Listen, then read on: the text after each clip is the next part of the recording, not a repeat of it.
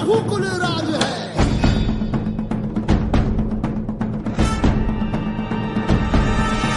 पौन बारी बाह पर शंभुरती नाह पर जो सहस बाह पर राम द्विजराज है।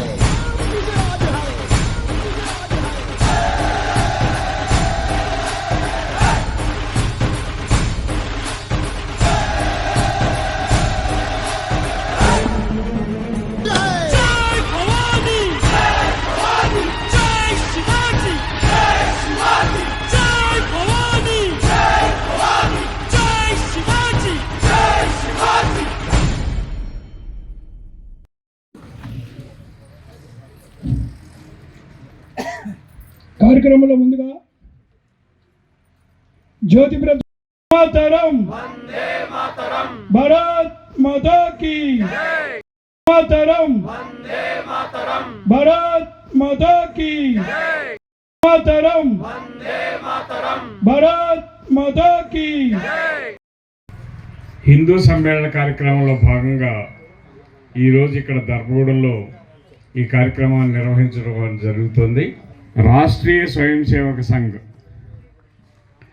పుట్టి 100 సంవత్సరాలు అయింది. 1925లో దీన్ని స్థాపించడం జరిగింది. ఇప్పుడు 25 సంవత్సరాలు 2025 సంవత్సరం పూర్తి అయిపోయి 26లోకి అడుగు పెట్టబోతున్నాము. జాతులను చూసి నేర్చుకోవాల్సినటువంటి అవసరం కూడా ఉంది.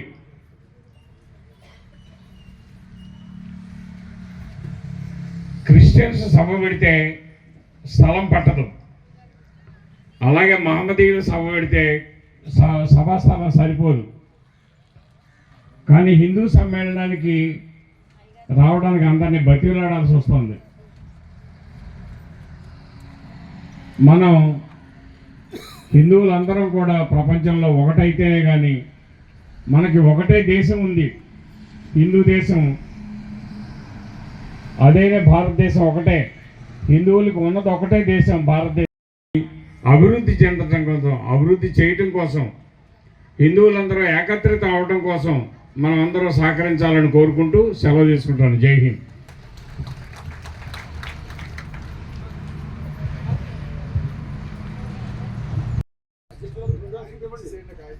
పరబ్రహ్మ స్వరూపమైన సభకు నమస్కారం. ఆకాశము బ్రహ్మ, వని బ్రహ్మ, వాయువనగనది బ్రహ్మ, అగ్ని బ్రహ్మ, జలముననగ బ్రహ్మ, జనుల బ్రహ్మ, శబ్దమనగ బ్రహ్మ, మాట బ్రహ్మ, మాట మోగునట్టి మైకు బ్రహ్మ, మాటాడునట్టి శారద బ్రహ్మ, పుట్టిన దాదిగా బ్రహ్మతత్వము నేర్పు భరతమాత మనకు పరమ బ్రహ్మ. ఇంతకంటే తత్వం ఏముంటుంది?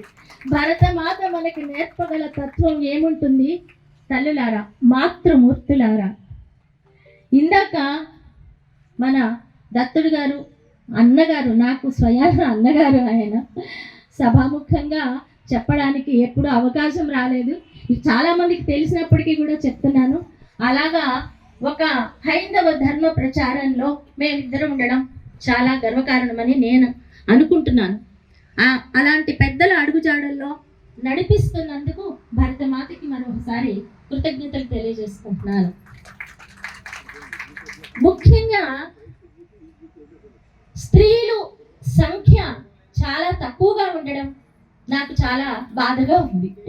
ఎందుకంటే స్త్రీ ఎలాంటిదో చెప్పి తర్వాత స్త్రీ యొక్క స్ఫూర్తితో, మాతృమూర్తి యొక్క స్ఫూర్తితో ఈ భరత భూమిలో వెలసిన హైందవ ధర్మాన్ని నిలబెట్టిన, హైందవ ధర్మం కోసం, ప్రజా సామ్రాజ్యం కోసం నిలబడినటువంటి వీరులను కన్న భరత మాత యొక్క ముద్దు బిడ్డలు మన మాతృమూర్తులు.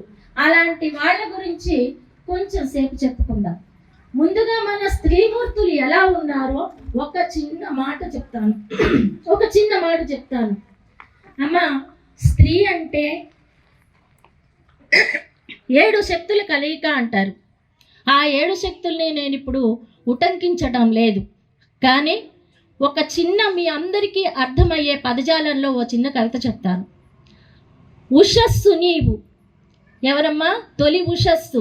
ఉషస్సువై జనించినావు, తపస్సువై శ్రమించినావు, రజస్సువై ఫలించినావు, తమస్సువై క్షమించినావు. ఎంత గొప్ప అమ్మ మనది చూడండి. సత్వ రజస్తమో గుణాల ఏకాకృతివై రూపుదాల్చినావు. 3 గుణాలు మనలోనే ఉన్నాయి, సత్వగుణం, రజోగుణం, తమోగుణం. ఈ 3 గుణాలు సత్వగుణం వలన మనం బిడ్డల్ని పెంచుతున్నాం, రజోగుణం వలన పెంచుతున్నాం, తమోగుణం వలన వాళ్ళని క్షమిస్తూ ఉన్నాం. తమోగుణ లక్షణాలు చాలా ఉన్నాయి చెప్పుకుంటే లోపలికి వెళ్తే. కానీ ఎవరిని క్షమించాలి, ఎంతవరకు క్షమించాలి? అవునా తల్లి? ఎంతవరకు క్షమించాలి? మన బిడ్డ తప్పు చేస్తే ఒకసారి క్షమిస్తాం, రెండోసారి తప్పు చేస్తే దండిస్తాం. కానీ మీరు అందరూ లోపలే ఉండిపోయినారు. క్షమా క్షమా అంటూ ఓ మాతృమూర్తి, నీవు రాక్షసుల్ని సైతం క్షమిస్తూ పోతే ఈ రాక్షసత్వం నశించేదెప్పుడు? ఈ పరమతాల దాడి ఆగేదెప్పుడు? నీ ఇంటికొచ్చి నీ గుమ్మంలో నిలబడి ధైర్యంగా తన రాక్షసత్వాన్ని ప్రచారం చేస్తున్నాడే, వాడి రాక్షసత్వం ఆగేదెప్పుడు? జై శ్రీరామ్! జై శ్రీరామ్! మాతృమూర్తులు నోరు విప్పకపోతే మన దేశపు సమగ్ర రూపం నాశనం అయిపోతుంది తల్లి. ఇప్పటికే చాలా వరకు మనం క్షయమైపోయిన అక్షయమైన భరత మాత యొక్క పరిపూర్ణత్వం, సస్యశ్యామలత్వం అంతా కూడా దగ్గరకు వస్తూ ఉంది. దీనికి మనమే కారణం కావాలంటారా? చిన్నప్పుడు ఒక నాటకం వేశాం మేము, నేను 7వ తరగతి 8వ తరగతి చదివేటప్పుడు. ఈ దేశం నీకేమిచ్చింది, ఈ దేశం నీకేమిచ్చింది అంటే, ఈ దేశం నాకు చాలా ఇచ్చింది. ఇక్కడ పుట్టడమే ఒక మహద్భాగ్యం. ఈ భరత భూమిలో మనం జన్మించడమే మన ఎన్నో జన్మల సుకృతం. అట్లాంటిది ఏమిచ్చింది అనే ప్రశ్న ఏంటి అని అప్పుడు నాకు తెలియలేదు, ఇప్పుడు తెలిసింది. అందుకని ఏమి ఇవ్వాలి? ఇంకా నిలబడడానికి నీడనిచ్చింది, ఉండడానికి ఒక నీడనిచ్చింది, తినడానికి తిండినిచ్చింది, హిందూ అన్న ఒక స్థానం ఇచ్చింది, గర్వించడానికి నీకు ఒక గొప్ప స్థానాన్ని ఇచ్చింది. ఇంతకన్నా భరతమాత నీకు ఏమి ఇవ్వగలదు? దానికి మీరు ఎంత కృతజ్ఞతగా ఉండాలో ఒక్కసారి ఆలోచించండి. ఇక మాతృమూర్తుల యొక్క పాత్ర చెప్పాలి అంటే ఎక్కడి నుంచి చెప్పాలి? వేదకాలం, త్రేతాయుగం. గార్గి మహాదేవి సీతాదేవికి వేదాధ్యయనంలో దారి చూపిన మార్గదర్శి. ఆవిడ 4 వేదాలు చదివిందని ఏ గ్రంథంలోనూ చెప్పబడలేదు. కానీ బృహదారణ్యక ఉపనిషత్తులో యాజ్ఞవల్కుల వారితో ఆమె వాదన చేస్తూ ఉన్నప్పుడు, బ్రహ్మవాదన చేస్తూ ఉన్నప్పుడు, బ్రహ్మత్వానికి సంబంధించిన వాదన చేస్తూ ఉన్నప్పుడు పలుమంది దేవతలు బ్రహ్మవాది బ్రహ్మవాది బ్రహ్మవాది అన్నారు. ఇంతకంటే గొప్ప మహత్రమూర్తి ఎక్కడ? గార్గి మహాదేవి గురించి తెలిసిన వాళ్ళు ఎవరు? తెలుసుకోవాలని ఆశపడిన వాళ్ళు, ఆసక్తి చూపిన వాళ్ళు ఎవరు? ఈరోజు మాతృమూర్తులకి సెల్ ఫోను, టీవీ. క్షమించండి అమ్మా, నేను మిమ్మల్ని విమర్శించడం లేదు, తప్పనిసరిగా తెలుసుకోవలసినటువంటి విషయాలు ఉన్నాయి. ఇందాక అన్నయ్య చెప్పారు నేను ఆధ్యాత్మిక వక్తని అని. కాదు, నేను ఒక పెద్ద రాడికల్ని. ఎందుకంటే మన దేశపు హద్దుల్లోకి, మన సాంప్రదాయపు సరిహద్దుల్లోకి ఎవరైతే వచ్చి మన సంస్కృతి, వేద సంస్కృతి, మన దేశ సంస్కృతి వేద సంస్కృతి, అటువంటి వేద సంస్కృతిని నాశనం చేయడానికి వచ్చిన ఎవరినైనా నేను నా మాటల ఖడ్గాలతో ఖండించటానికి ఏ మాత్రము భయపడను. ఈ రోజు మనందరికీ మీరేం యుద్ధం చేస్తారా అంటే, ఈ 57 ఏళ్ల వయసులో నేనేం యుద్ధం చేయలేను, కత్తి పట్టలేను, ఛత్రపతి శివాజీ లాగా నేను యుద్ధం చేయలేను, రణభూమిలో నేను స్వైర విహారం చేయలేను. కానీ ఇలాంటి మన హైందవ మహాసభలలో, సమ్మేళనాలలో నా కత్తిని ఝళపిస్తానని మీ అందరికీ సభాముఖంగా తెలియజేస్తున్నాను.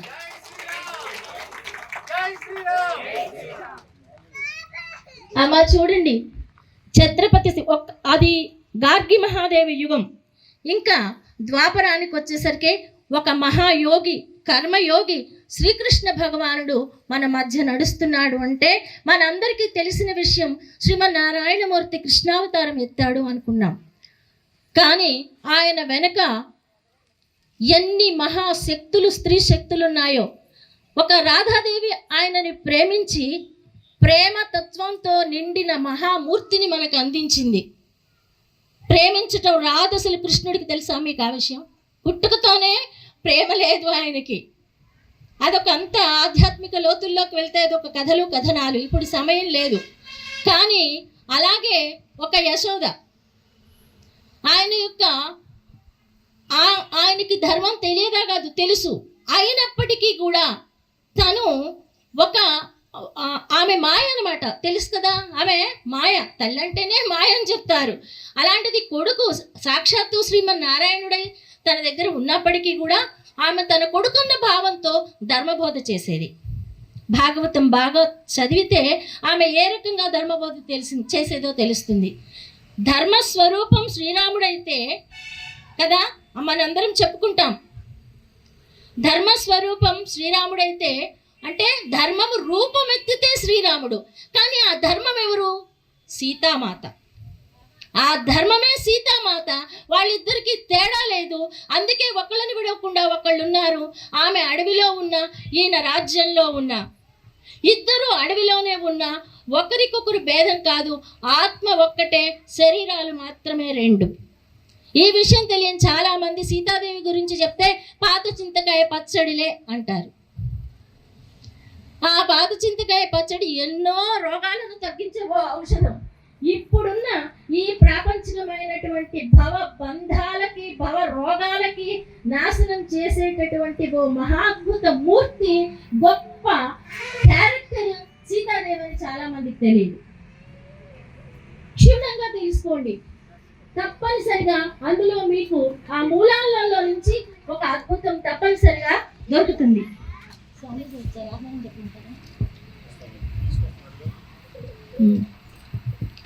కాబట్టి మనం ఆ మాతృమూర్తుల గురించి తెలుసుకునే విధంగా ఫస్ట్ ఛత్రపతి శివాజీ హైందవాన్ని, ఆయన యొక్క నినాదం ఏంటి? జై భవానీ, హర హర మహాదేవ. మీ అందరికీ తెలిసిన విషయమే. ఆ నినాదంతో బయలుదేరినటువంటి ఆ మహానుభావుడి మాతృమూర్తి యొక్క స్ఫూర్తి ఎలా ఉందో చూద్దాం. ఇప్పుడు వేదిక మీదికి శ్రీ శ్రీ శ్రీ అనఘానంద స్వామి వారు వస్తున్నారు. వారికి మనఃపూర్తిగా స్వాగతం చెప్దాం. స్వాగతం స్వామి, సుస్వాగతం. చాలా అదృష్టం. ఈ స్వామి నాకు చాలా చిన్నప్పటి నుంచి తెలుసు. ఆయన ఉన్న చోటు నుంచి ఉన్నతత్వానికి ఎలా ఎదిగారో కూడా తెలుసు. స్వామి నమస్కారం. జై శ్రీరామ్. జై శ్రీరామ్. అలాగే ఛత్రపతి శివాజీ తల్లి జిజాబాయి అందరికీ తెలిసిన విషయమే. ఈమె ఆయనకు స్ఫూర్తినిచ్చిందని చరిత్ర చదువుకున్న ప్రతి వాళ్ళకి తెలుసు. కానీ ఒక చిన్న విషయం చెప్తాను. ఆయన చిన్నతనంలో 8 సంవత్సరాలు 9 సంవత్సరాల వయసులో సభ నడుస్తూ ఉండగా ఒక అతనికి ఒక చిన్న అన్యాయం జరిగింది. ఆయన భయపడి వేరే వాళ్ళ ప్రేరణ వల్ల పాపం అబద్ధం చెప్పి అనవసరంగా ఆయన ఒక శిక్షకి గురయ్యారు. అది అన్యాయం అని తెలుసు. అధికారానికి లోబడిపోయాడు, భయపడిపోయాడు. అది చూసి తల్లి దగ్గరికి వెళ్ళాట శివాజీ. వెళ్ళి, అమ్మ ఇలా అన్యాయం జరిగితే ఇంకా ఎలాగా ఈ పరిపాలన ఎలా ఉంటుంది అని కొంచెం అదొక రకమైనటువంటి నిరసన భావంతో మాట్లాడతాడు. అప్పుడు తల్లి చెప్తుంది, నాయనా నీకు ఒక చిన్న కథ చెప్తాను విను, నువ్వు ఎప్పుడు ఇలాగే ఉండాలి అని అంటూ చెప్తుంది. ఒకానొక అడవిలో మృగరాజు మీద ఒక సింహం ఉంది. అది అడవికి రారాజు, మృగరాజు అని మనకి తెలుసు కదా. జంతువులన్నీ దానికి భయపడతాయి. కానీ దానికి ఒక దురలవాటు ఉంది. ఏంటి అంటే మధ్య మధ్యలో కళ్ళు మూస్తూ ఉంటుంది. ఆ కళ్ళు, అసలు సింహానికి కళ్ళు మూయటం అలవాటే, కానీ దీనికి అలవాటు చాలా ఎక్కువగా ఉంది. అది దురలవాటు. అది కళ్ళు మూసినప్పుడల్లా నక్క ఒక్కొక్క జంతువుని చంపుతూ వచ్చింది. నక్క ఎక్కడా, సింహం ఎక్కడా, చంపుతూ వచ్చి సగపడి జంతువులు అయిపోయాక నేనే రాజునని ప్రకటించింది. ఇందులో అర్థమైంది కదా. కనుక అధికారి రాజు ఎప్పుడైతే ఆయన అలసత్వంతో కళ్ళు మూస్తాడో అప్పుడు ఈ దుర్మార్గాలన్నీ ప్రబలిపోతాయి నాయన. కనుక నీవు ఎప్పుడు కూడా అప్రమత్తంగానే ఉండాలి. క్షణం కూడా కళ్ళు మూసేటటువంటి విరామం నీవు తీసుకోవద్దు. రణమే నీవైనప్పుడు విరామం నీకెందుకు అని చెప్పింది. ఎందుకు రణం? ఆయన ఎవరు? కాబోయే రాజు. పాపం తల్లి మాత్రమే మనకి తెర మీద కనపడింది, తండ్రి మాత్రం పక్కనే ఉండిపోయాడు. కానీ ఆయన సామాన్యుడు కాదు. చార్లీ బౌన్స్లే చెప్పాడు, నాయన నీకు యుద్ధము అనేది అనివార్యమైనప్పుడు నీవు ఎలా ఉండాలి, అస్సలు భయపడొద్దు. నువ్వు ఒక ప్రాథమిక సైనికుడిగా మొదలుపెట్టిన నీ యుద్ధాన్ని ఎక్కడి వరకు తీసుకువెళ్ళాలో అక్కడి వరకు తీసుకువెళ్ళని పూర్తి స్వేచ్ఛనిచ్చేశాడు ఆయనకి. అద్భుతం కదూ. మరి ఓ రామకృష్ణ పరమహంస మనకు ఎలా దొరికారు? ఈ భరత భూమి చేసుకున్న పుణ్యమా, ఓ మాతృమూర్తి త్యాగమా, ఆమె యొక్క తెలివా, ఆమె యొక్క అవగాహనయా? ఆమె చాలా పల్లెటూరు స్త్రీ, చదువుకోలేదు. అప్పట్లో స్త్రీలకి పెద్దగా చదువు ఉండేది కాదు. కనుక ఒకసారి రామకృష్ణ పరమహంస గారు చిన్న వయసులో నాటకాలు వేస్తూ ఉండేవాళ్ళు. వాళ్ళు ఒక నాటకం వేయవలసిన సందర్భంలో ఆయన ఒక డైలాగ్ చెప్పాల్సి వచ్చింది. ఈయన తండ్రి గారు, ఈయన పేరు చిన్నప్పుడే అసలు పేరేంటి, గదాధర చటోపాధ్యాయ. ఒక బ్రాహ్మణ కుటుంబంలో జన్మించినటువంటి మహానుభావుడు. ఆయన వెళ్ళి అక్కడ ఆ సూత్రధారి ఏం చెప్పాడంటే, ఈ సందర్భంలో నేను బ్రాహ్మణుడను కాను అని నీవు చెప్పాలి అని చెప్పాడు. ఈయనకి డౌట్ వచ్చింది. అప్పటికే బహుశా ఆయనకి ఉపనయనాది సంస్కారాలు పూర్తయి ఉంటాయి. తల్లి దగ్గరకు వచ్చి అడిగాడు, అమ్మా నాకు ఒక సందేహం, ఇలా నాటకమే కదా, నేను ఈ మాట చెప్పవచ్చా అనంటే తల్లి ఒకే ఒక్క మాట చెప్పింది, నాయన సత్యం దైవస్వరూపం, దైవానికి సత్యానికి తేడా లేదు. కనుక దైవం ఎప్పుడు సత్యానికే తల వంచి ఉంటాడు, సత్యానికే ఆయన ఒగ్గి ఉంటాడు. బయట సత్యం కాదు నాయన, లోపలి సత్యం అని చెప్పింది. అంతర్ముఖుడు అవటానికి అది ప్రథమ సోపానమైంది రామకృష్ణ పరమహంసకి. అందుకని రామకృష్ణ పరమహంస లాంటి మహానుభావులు మనకి దొరికారు. ఇక ఆదిశంకరుల వారి గురించి చెప్పేదే లేదు. ఆర్యాంబ, ఆవిడ చెప్పింది అందరూ, వీడేంటి సన్యాసం తీసుకుందాం అనుకుంటున్నాడు, నువ్వేంటమ్మా ఆర్యాంబ మాట్లాడవేం అంటే ఆమె ఒకే ఒక్క మాట చెప్పింది, వీడు నా వాడు కాదు, శివుడివాడు, శంకరుడివాడు. ఎవ్వరన్నా చెప్తారమ్మా అలా? చెప్పండి. ఏ తల్లి అయినా అలాంటి మాట, అంత త్యాగం చేసింది ఆ తల్లి. ఎంత అద్భుతం! అటువంటి మాతృమూర్తులను కన్న ఈ భరత భూమి, ఈ సభలో ఇంతమంది తక్కువ మాతృమూర్తులు ఉంటే ఎలా సంతోషిస్తుందో చెప్పండి. భారత్ మాతా కీ జై, భారత్ మాతా కీ జై, భారత్ మాతా కీ. మాతృమూర్తులు గట్టిగా చెప్పండి, భారత్ మాతా కీ. అమ్మా మీరు ఎలా ఉన్నారు అంటే మామూలుగా లేరు, అన్నీ మీరే అయి ఉన్నారు, కానీ మిమ్మల్ని మీరు తెలుసుకోలేకున్నారు. శక్తి, యుక్తి, అనురక్తి నీవే అయి ఉన్నావు. అందమైనావు, జీవనానికి అందమైనావు, బంధమైనావు, మోహపు శుభ గంధమైనావు. కానీ ఈ సమాజపు ఖజానాలో బంగారు నాణ్యానివై బందీవైనావు. ఎందుకమ్మా బంధంలో? ఎక్కడుండాలి బంధంలో? బంధం ఎక్కడుండాలి? సమాజపు సంకెళ్లలో కాదు, సాంప్రదాయపు బిగువుల్లో కాదు. మన వ్యక్తిత్వపు మనం నిర్మించుకున్నటువంటి వ్యక్తిత్వపు సరిహద్దుల్లో మాత్రమే మనకి బంధం ఉండాలి. అంతేగాని ఒక దేశం ఓ మూల తగలబడిపోతూ ఉంటే నీ బిడ్డని నువ్వు ఇంట్లో అస్సలు బయటికి వెళ్ళొద్దు, నువ్వు నేర్చుకోవద్దు, ఏమీ వద్దు, నువ్వు ఇంగ్లీష్ మాత్రమే మాట్లాడు, మృతదేహమైన మమ్మీ అను, జాడీగా పనికొచ్చే డాడీ అను అని మనం నేర్పిస్తే వాళ్ళు ఏం నేర్చుకుంటారు? మీరు అడగచ్చు, మీ అబ్బాయి ఇక్కడే ఉన్నాడు, మీరు ఏం నేర్పించారు అని. మా అబ్బాయికి భారత భాగవత రామాయణాది కథలన్నీ చిన్నప్పటి నుంచే నేర్పించాను నేను. ధర్మం వైపు నడుస్తూ ఉండబట్టే మనకి ఒక్కొక్కసారి కష్ట నష్టాలు వస్తూ ఉంటాయి. కానీ ఆత్మవిశ్వాసం ఎక్కడుంది? ఒక రాముడిలో ఉంది. ఆత్మస్థైర్యం ఎక్కడుంది? ఒక కృష్ణుడిలో ఉంది.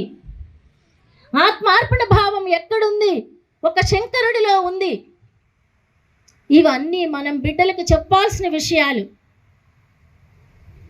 చాలామంది చిన్నపిల్లలు చిన్నప్పటి నుంచే వాళ్ళ యొక్క సోపానాలు నిర్మిస్తూ, నువ్వు డాక్టర్ బావు, నువ్వు ఇంజనీర్ బావు, నువ్వు మరొక రాజకీయ నాయకుడు బావు, మంత్రి బావు నేర్పిస్తారు. ఒక సన్యాసి బావు అని చెప్పే తల్లి ఎవరైనా ఉంటారా? ఇంక్లూడింగ్ విత్ మీ, నేను కూడా ఉండరు.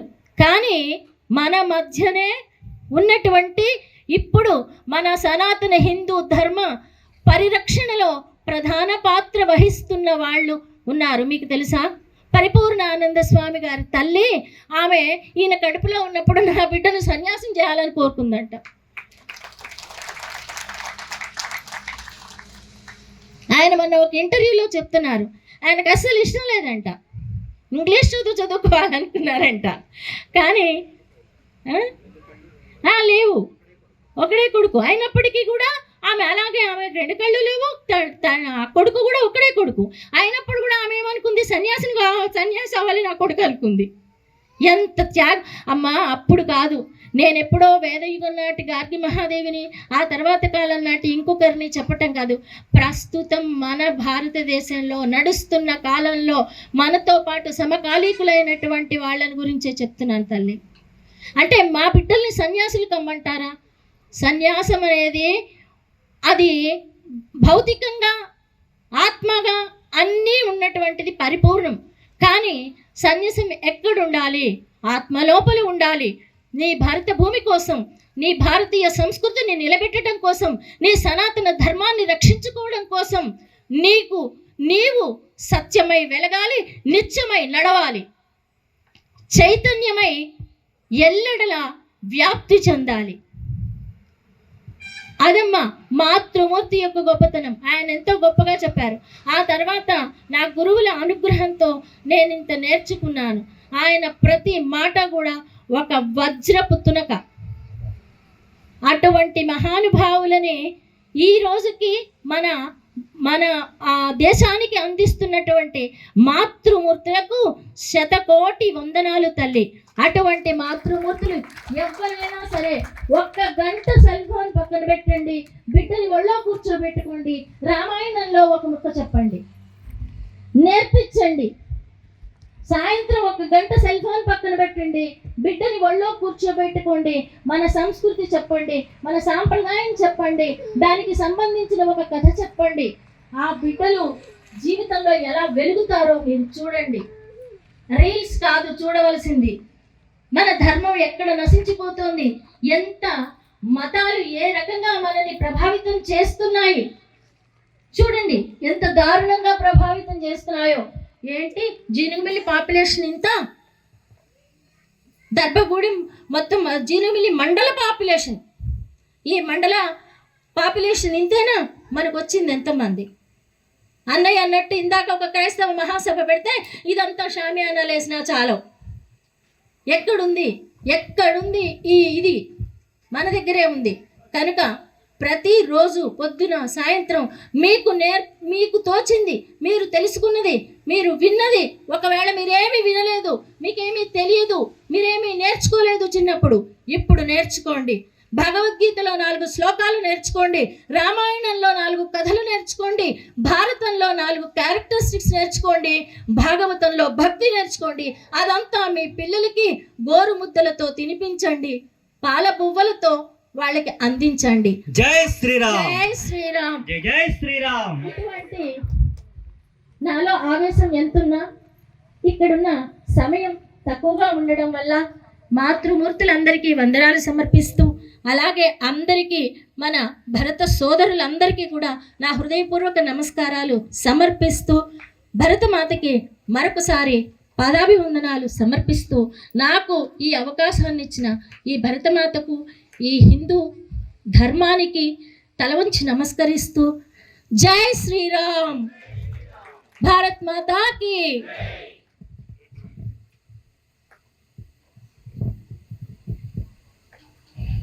స్వామీజీ వచ్చారు.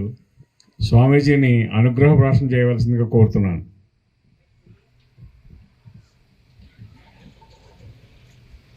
బ్రహ్మానందం పరమసుఖదం కేవలం జ్ఞానమూర్తిం ద్వంద్వాతీతం గగన సదృశం తత్వమస్యాదిలక్ష్యం ఏకం నిత్యం విమలమచలం సర్వధీ సాక్షిభూతం భావాతీతం త్రిగుణరహితం సద్గురుం తం నమామి. శివ విష్ణు సమారంభాం వ్యాస శంకర మధ్యమాం అస్మదాచార్య పర్యంతాం వందే గురు పరంపరాం. సర్వత్ర అజ్ఞాననాశాయ జ్ఞానదీపాయ చాత్మనే సచ్చిదానందబోధాయ శ్రీదత్తాయ నమో నమః. శ్రీ గణేశాయ నమః. శ్రీ సరస్వత్యై నమః. శ్రీ గురుభ్యో నమః. భారతదేశంబు వేదాల పంట భూమి, అఖిల శాస్త్రాలకిది పుట్టినిల్లు, పెక్కు అవతారములు కన్న పెద్ద తల్లి, అన్ని దేశములకిది ఉపాధ్యాయుని కాదే అన్నారు. భరతమాత యొక్క గొప్పతనం, భరత భూమి యొక్క గొప్పతనం, ఈరోజు మనం ఆ సంగతి మర్చిపోయి జీవిస్తున్నాం. అన్నిటికన్నా గొప్ప క్వాలిఫికేషన్ ఏమిటి అంటే మనందరికీ కూడా ఫ్రీగా వచ్చిన క్వాలిఫికేషన్. ఇంకేదైనా చదువుకుంటే క్వాలిఫికేషన్ డిగ్రీస్ వస్తాయి, కానీ జన్మతః మనందరికీ వచ్చింది నేను భారతీయుడు అని చెప్పుకోవడం గర్వించదగినటువంటి విషయం. ఆ భారతదేశంలో కూడా ఇంకొక డబల్ ధమాకా, సనాతన హిందూ ధర్మంలో పుట్టడం మరొక గొప్ప గర్వకారణం. ఇవి మనందరికీ జన్మతఃనే వచ్చాయి, కానీ వీటి యొక్క విలువ గొప్పతనము తెలియకపోవడం వలన ఈరోజు పాపం మన సోదరులు చాలామంది అన్యమతాలకు వెళ్ళిపోతూ ఉన్నారు.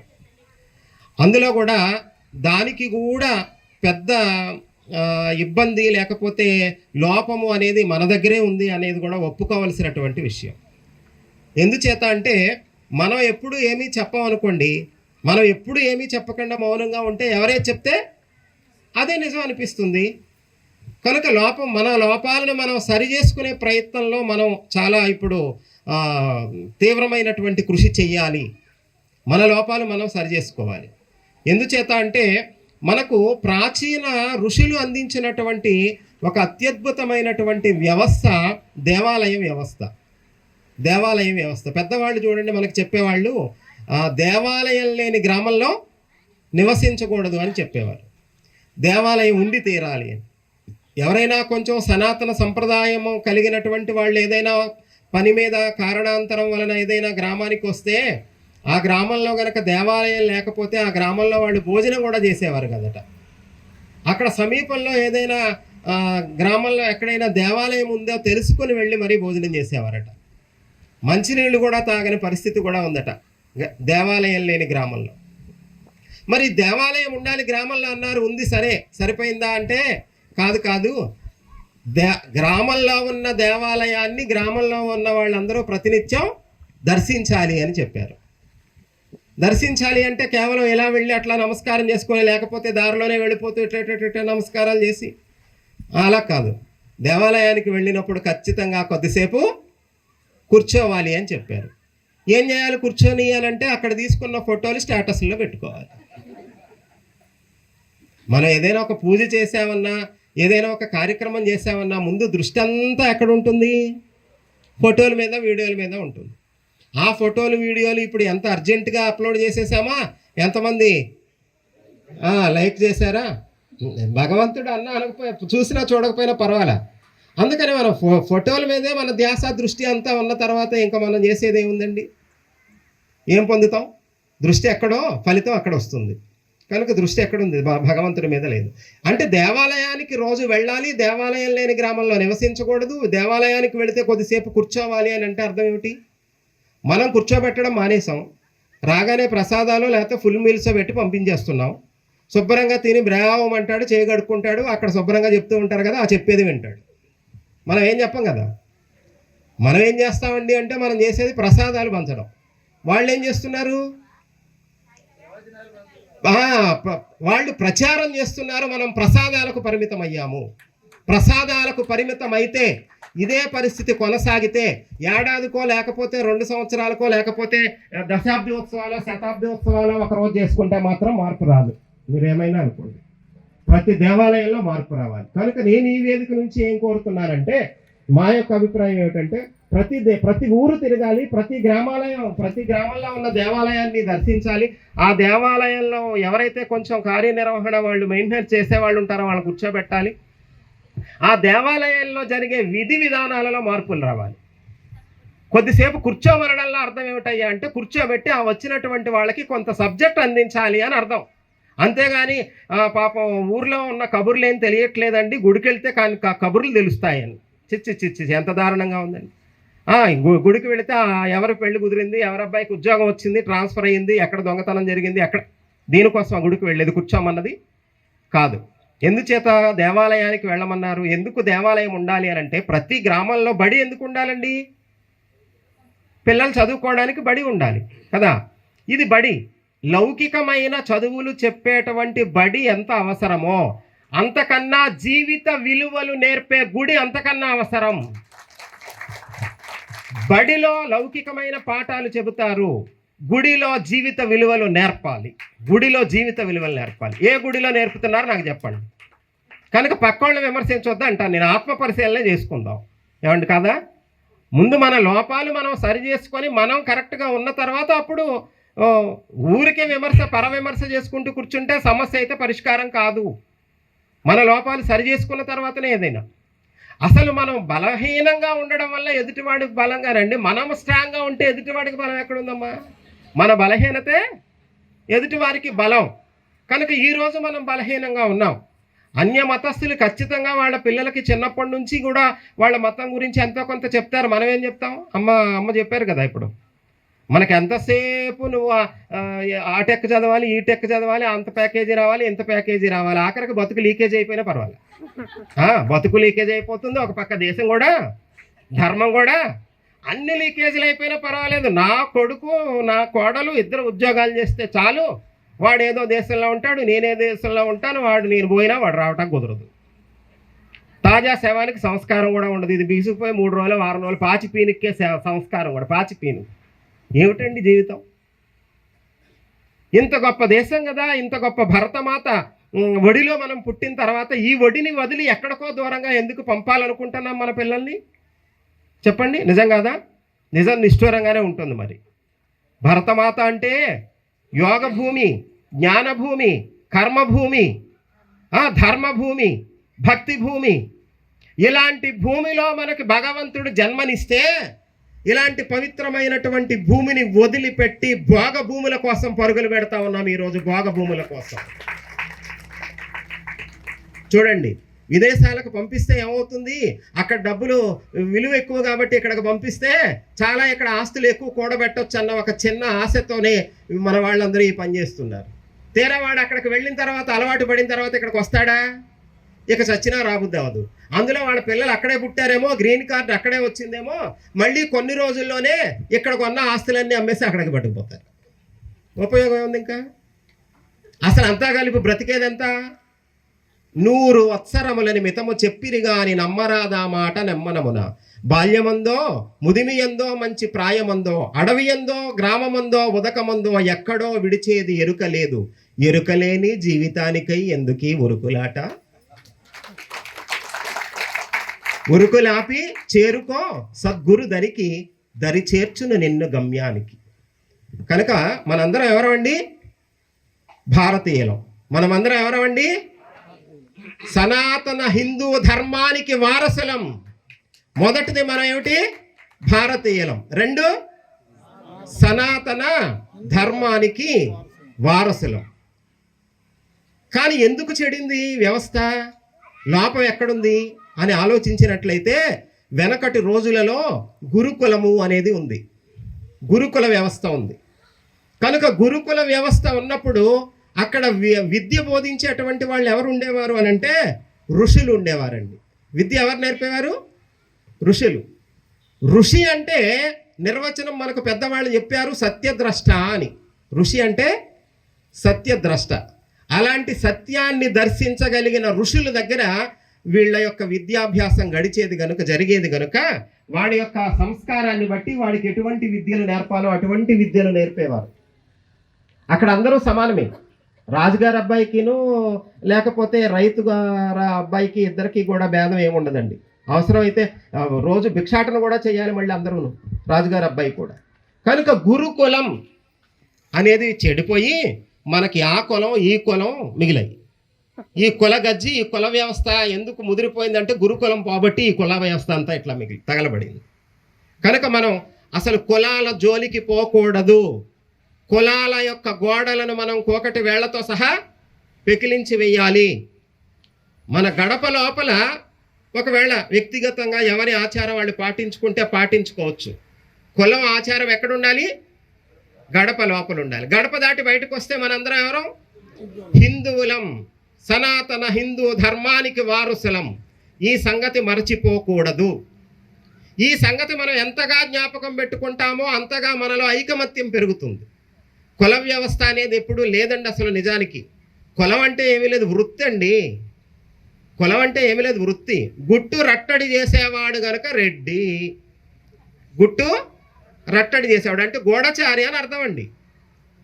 బోర్డర్లో కాపలా కాసి దేశాన్ని రక్షించేవాడు గనక కాపు. అంటే ఎవరు? సైనికులు. చూడండి, కనుక మనం సంపాదించిన సంపాదనలో 4వ వంతు వసూలు చేసి ఇన్కమ్ ట్యాక్స్ రూపంలో ఆ రాజుగారి దరి చేర్చాలి గనుక 4వ భాగం చౌ, రాజు దరి చేర్చాలి గనుక చౌదరి అన్నారు. అంటే ఎవరో ఇన్కమ్ ట్యాక్స్ ఆఫీసర్. చౌదరి అంటే ఇన్కమ్ ట్యాక్స్ ఆఫీసర్. ఏమైనా కరెంట్ పోయిందా? కనుక చూడండి, కలెక్టర్ గారి అబ్బాయి కలెక్టరేనా? డాక్టర్ గారి అబ్బాయి డాక్టరేనా? లేదు కదా. మరి ఇప్పుడు రెడ్డి గారి అబ్బాయి రెడ్డి ఎందుకు అవుతాడు? చౌదరి గారి అబ్బాయి చౌదరి ఎందుకు అవుతారు? మన ఆ కుల వృత్తులు చేయకపోయినా ఆ కులాన్ని పట్టుకొని ఎందుకు వేలాడుతున్నావు? ఈరోజు నిజంగా నేను హిందువుని, కులం వద్దు, కులాల పేరుతో ప్రాంతాల పేరుతో మనం విడిపోవద్దు, మనం ఐకమత్యంగా ఉండాలి అని నిజంగా గనక మనం ఫిక్స్ అయితే ఈ రోజు నుంచి పేరు చివర కులం పేరు పెట్టకండి దయచేసి. పేరు చివర రెడ్డి, చౌదరి లేకపోతే అది ఇది పేర్లు పెట్టద్దు దయచేసి. మీకు నచ్చదు, నచ్చట్లేదా? తీసేద్దామా పేర్లు? మనం కులం పేరుతో విడివిడిగా అయిపోతున్నాం. అన్య మతాలు ఏం చేస్తున్నారు? వాళ్ళు మతం ఏం చెప్తున్నారు? మీరు ఎవరు అంటే ఏం చెప్తున్నారు వాళ్ళు? నేను క్రిస్టియన్ అంటారు, నేను ముస్లిం అంటారు. మనం ఏం చెప్తాం? నేను వైశ్య, నేను క్షత్రియ, లేకపోతే నేను అది నేను ఇది అంటాం. మీరు నామకరణ చేసే రోజే పేర్లకు చివరి కులం పెట్టకండి. వాడికి కులానికి పరిమితం చెయ్యకండి దయచేసి. నచ్చలేదు మీకు? నచ్చిందా? మరి నచ్చితే ఏం చేయాలి? మనం స్పందించట్లేదంటే అర్థం ఏంటంటే అది పెద్ద వాళ్ళకి ఇంట్రెస్ట్ లేదని అర్థం. అప్పుడు ఈ సభకి, ఈ వేసిన పందిరికి, ఈ మైకులకి, ఈ స్టేజ్ కట్టిన దానికి, ఈ శ్రమ పడిన దానికి సార్థకం. చిన్న మార్పు అయినా మనం ప్రతి సభలో ఒక చిన్న మార్పు తీసుకొని ఈ రోజు శ్రీకారం చుడుతున్నాను నేను ఈ రోజు నుంచే ఆల్రెడీ ఉంటే కూడా ఆ పేరు చెప్పకండి ఎక్కడ. ఎవరైనా పేరు అడిగితే రమణ అయితే రమణే చెప్పండి. రమణ రెడ్డి, రమణ చౌదరి, రమణ శ్రేష్ఠి, రమణ శాస్త్రి అని చెప్పొద్దు. ఏమండి బాగుందా? మరి మార్పు ఏమండి ఊరికే చెప్పుకొని వెళ్ళిపోవడమా? టైం వేస్టా? కనుక ఎప్పుడైతే మనం కులాల పేరుతో, ప్రాంతాల పేరుతో, సంప్రదాయాల పేరుతో విడిపోతామో అప్పుడు మన బలం ఏమవుతుంది? ఆటోమేటిక్గా తగ్గిపోతుంది. మన బలహీనత అప్పుడు ఎదుటి వరకు ఏమైంది? బలమైంది. చిన్నప్పుడు మనం కథ చదువుకున్నాం కదా, తాతగారు ఒక పుల్ల ఇచ్చి ఎరవమంటే పిల్లాడు ఇచ్చేశాడు కదా, 2 పుల్లలు ఇచ్చేశాడు. కానీ పుల్లలు కట్టిస్తే విరవలేకపోయాడు. ఆ పుల్లల కట్ట, సమిధుల కట్ట ఎట్లా అయితే కట్టగా ఉంటే విరవలేకపోయామో, మనం కులాలకు అతీతంగా హిందువులమన్న సంగతి ఎంతగా గుర్తు పెట్టుకుని ఐకమత్యంగా ఉంటామో అంతగా మనం ఎవరు ఏమి చేయగలిగారు. హిందువులందరూ కలిసి గట్టిగా చప్పట్లు కొడితే చాలండి. చెట్టు కింద నుంచొని చప్పట్లు కొడితే కాకులు ఎగిరిపోయినట్టు ఎగిరిపోవాలి అన్ని కూడా. కానీ ఈరోజు ఎందుకు మనం అంత బలహీనంగా ఎందుకున్నాం? మరి ఎందుకున్నాం?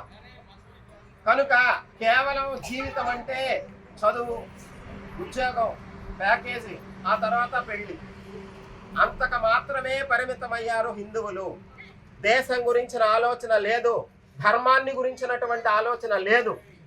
రేపొద్దున దేశభక్తి, అలానే ధర్మ నిరతి, నా ధర్మము అన్న ఒక భావన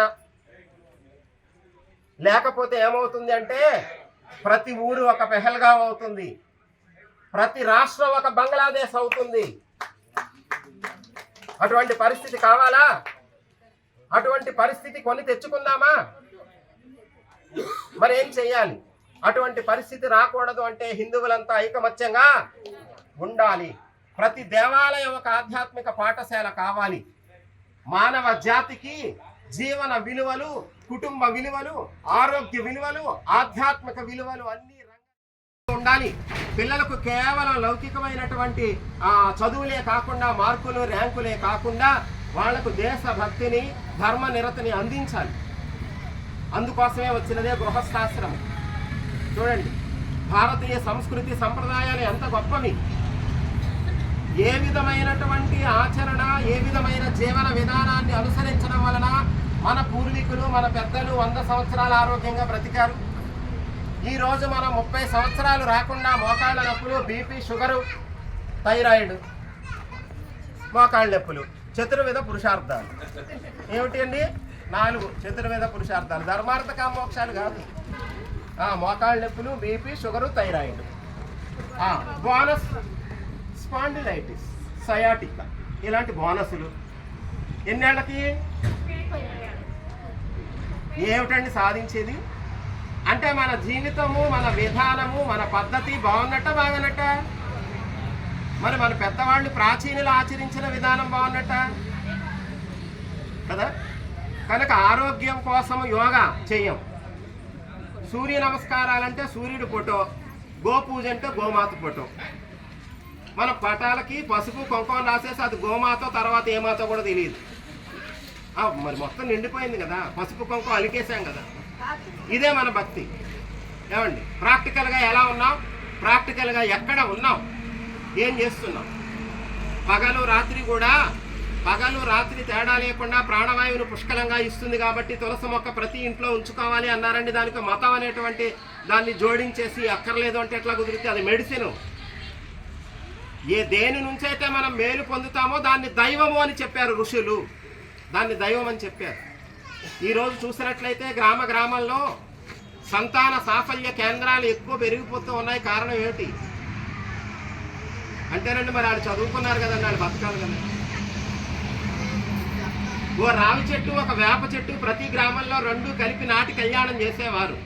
అశ్వత్థ నారాయణుడు అన్నారు, వేపను మహాలక్ష్మి అన్నారు. ఆ రెండింటి కింద ఒక జంటనాగుల విగ్రహాన్ని ప్రతిష్ఠించేవారు. సంతానం లేని వారు అక్కడ ప్రదక్షిణ చేయమనేవారు. రావి వేప రెండింటి గాలి ఏదైతే కాంబినేషన్లో వస్తుందో ఆ గాలి కొన్ని రోజుల పాటు తీసుకుంటే ఏ సమస్య వలన సంతానం కలగట్లేదో అది సరి అవుతుంది సైంటిఫిక్గా. అందుకని అక్కడ జంటనాగర విగ్రహం పెట్టారు. జంటనాగర విగ్రహం ఎలా ఉంటుందండి? మన డిఎన్ఏ ఎలా ఉంటుందో డిఎన్ఏ ఫోటో అలాగే ఉంటుంది. ఇది సైన్స్ రా బాబు. మనమే పసుపు కుంకుమ రాసి పక్కలోండి రానివ్వకుండా చేస్తున్నాం అంటాను. పసుపు కుంకుమ రాయడం మానేయండి అందరం. కొన్ని మూఢనమ్మకాలు చోటు చేసుకున్నాయి. అలాంటి మూఢనమ్మకాలన్నింటినీ కూడా విడిచిపెట్టి సనాతన ధర్మం ఏదైతే ఉన్నదో, ఋషులు ఏదైతే అందించారో అది సూపర్ సైన్స్. Super science. ఇవాళ సైన్స్ ఆ సూపర్ సైన్స్తో పోలిస్తే ఇంకా కళ్ళు కూడా తెరవని శిశువు సైన్స్, భౌతికమైన సైన్స్. ఇప్పుడు శాస్త్రవేత్తలు, సైంటిస్టులు ఎవరైతే ఉన్నారో మన వాళ్ళు సైంట్, వీళ్ళు సైంటిస్ట్. వీళ్ళు కేవలం ఒక పదార్థం మీద పరిశోధన చేస్తారు, కానీ మన వాళ్ళు యథార్థం మీద పరిశోధన చేశారు. కేవలం భౌతికమైన వస్తువుల మీద మాత్రమే ప్రయోగాలు చేస్తారు, వస్తువుల మీద. కానీ మన సైంటిస్టులు, సనాతనంగా ఉన్న ఋషులు అనే సైంటిస్టులు వాస్తవం మీద పరిశోధన చేశారు. వస్తువులు వాస్తవం, పదార్థము యథార్థం. కనుకనే మనం సామాన్యులం కాదని, ఆ ఋషులకు వారసులమని మనల్ని మనం ప్రతిరోజు జ్ఞాపకం చేసుకోవడం కోసమే ప్రతిరోజు నిత్య పూజలో కూడా సంకల్పం చెప్పుకోమన్నారు.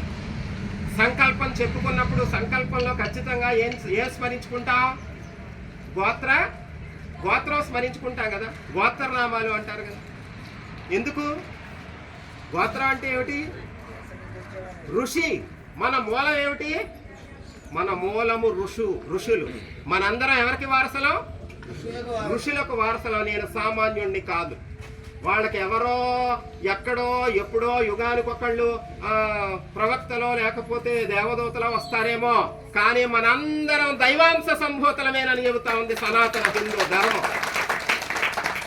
మమై వంశో జీవలోకే జీవభూత సనాతన. నా యొక్క అంశమే అన్ని జీవులలో ఉన్నదని కృష్ణ భగవానుడు చెప్పాడు. ఈశావాస్యమిదం జగత్. ఈశ్వరుడు అన్ని భూతాలలో ఉన్నాడని ఈశావాస్యోపనిషత్తు చెబుతోంది. అంతర్బహిచ్చ తత్సర్వం వ్యాప్య నారాయణ స్థిత. నారాయణుడు అందరి జీవుల లోపల బయట ఉన్నది కూడా నారాయణుడేనని చెబుతూ ఉన్నాడు. అందరిలో అంతటా ఉన్నది భగవంతుడేనన్నటువంటి సత్యాన్ని, నీవు కూడా దైవమేనని చెప్పినటువంటి ఆ వేదాంత వాక్యాలు ఉన్నాయి. అటువంటి మహా గొప్పదైనటువంటి సనాతన ధర్మం. ఎలా జీవిస్తే వ్యక్తి బాగుంటాడో, ఎలా జీవిస్తే కుటుంబ వ్యవస్థ బాగుంటుందో, ఎలా జీవిస్తే ఆరోగ్యంగా ఉంటామో, ఎలా జీవిస్తే సమాజం బాగుంటుందో అన్నీ కలిపి రంగరించి ఒక మిశ్రమాన్ని ఇస్తే అదే సనాతన హిందూ ధర్మం. ఇతర మతాలలో కేవలం మతం అంటే ఏం ఉండదండి, అదేదో ఒకటే బాణి ఇంకా. కానీ ఇక్కడ అలా కాదు, ఆరోగ్యం ఉంది, కుటుంబ విలువలు ఉన్నాయి. ఎంత అద్భుతంగా ఉంటుందండి. మనం ఏదైనా సనాతన ధర్మంలో మన దేవీ దేవతలను తీసుకుంటే అర్థమైపోతుంది. శివ కుటుంబాన్ని తీసుకుందాం ఉదాహరణకి. శివుడు, పార్వతి, అలానే గణేశుడు, కుమారస్వామి కదా. శివుడు ఎలా ఉన్నాడు? చర్మాంబరం, గజ చర్మం కట్టుకొని ఉన్నాడు. ఆ ఆభరణాలుగా పాములు పెట్టుకొని ఉన్నాడు. రుద్రాక్షలు భస్మము ధరించి పరమ వైరాగ్యమూర్తిగా కనిపిస్తూ ఉన్నాడు. మరి అమ్మవారు ఎలా ఉంది? అమ్మవారు సింహవాహనై సర్వాయుధాలు సర్వాభరణాలు ధరించి మహావైభవంగా కనిపిస్తోంది. ఆయన వాహనం నంది, ఈవిడ వాహనం సింహం. ఇక పిల్లలు ఉన్నారండి. గణపతి వాహనం ఎలుక, కుమారస్వామి వాహనం నెమలి. వీళ్ళ వాహనాలన్నీ పార్కింగ్ చేశారండి కింద ఇంట్లో. ఎట్లా ఉంటుంది తెల్లవారేసరికి? ఎలక వాహనాన్నేమో శివుడి మెడలో ఉన్న పాము తినేస్తుంది, ఆ పామునేమో కుమారస్వామి వాహనం అయిన నెమలి చంపేస్తుంది. చూడండి, ఆ నందినేమో అమ్మవారి వాహనం సింహం ఏం చేయాలి అంటే, భిన్న అభిప్రాయాలు కలిగి ఉన్నప్పటికీ కుటుంబంలో ఒకరిని ఒకరు గౌరవించుకుంటూ, ఒకరి అభిప్రాయాలు ఒకరు మన్నించుకుంటూ కుటుంబాన్ని గడపాలని శివ కుటుంబం చెబుతుంది.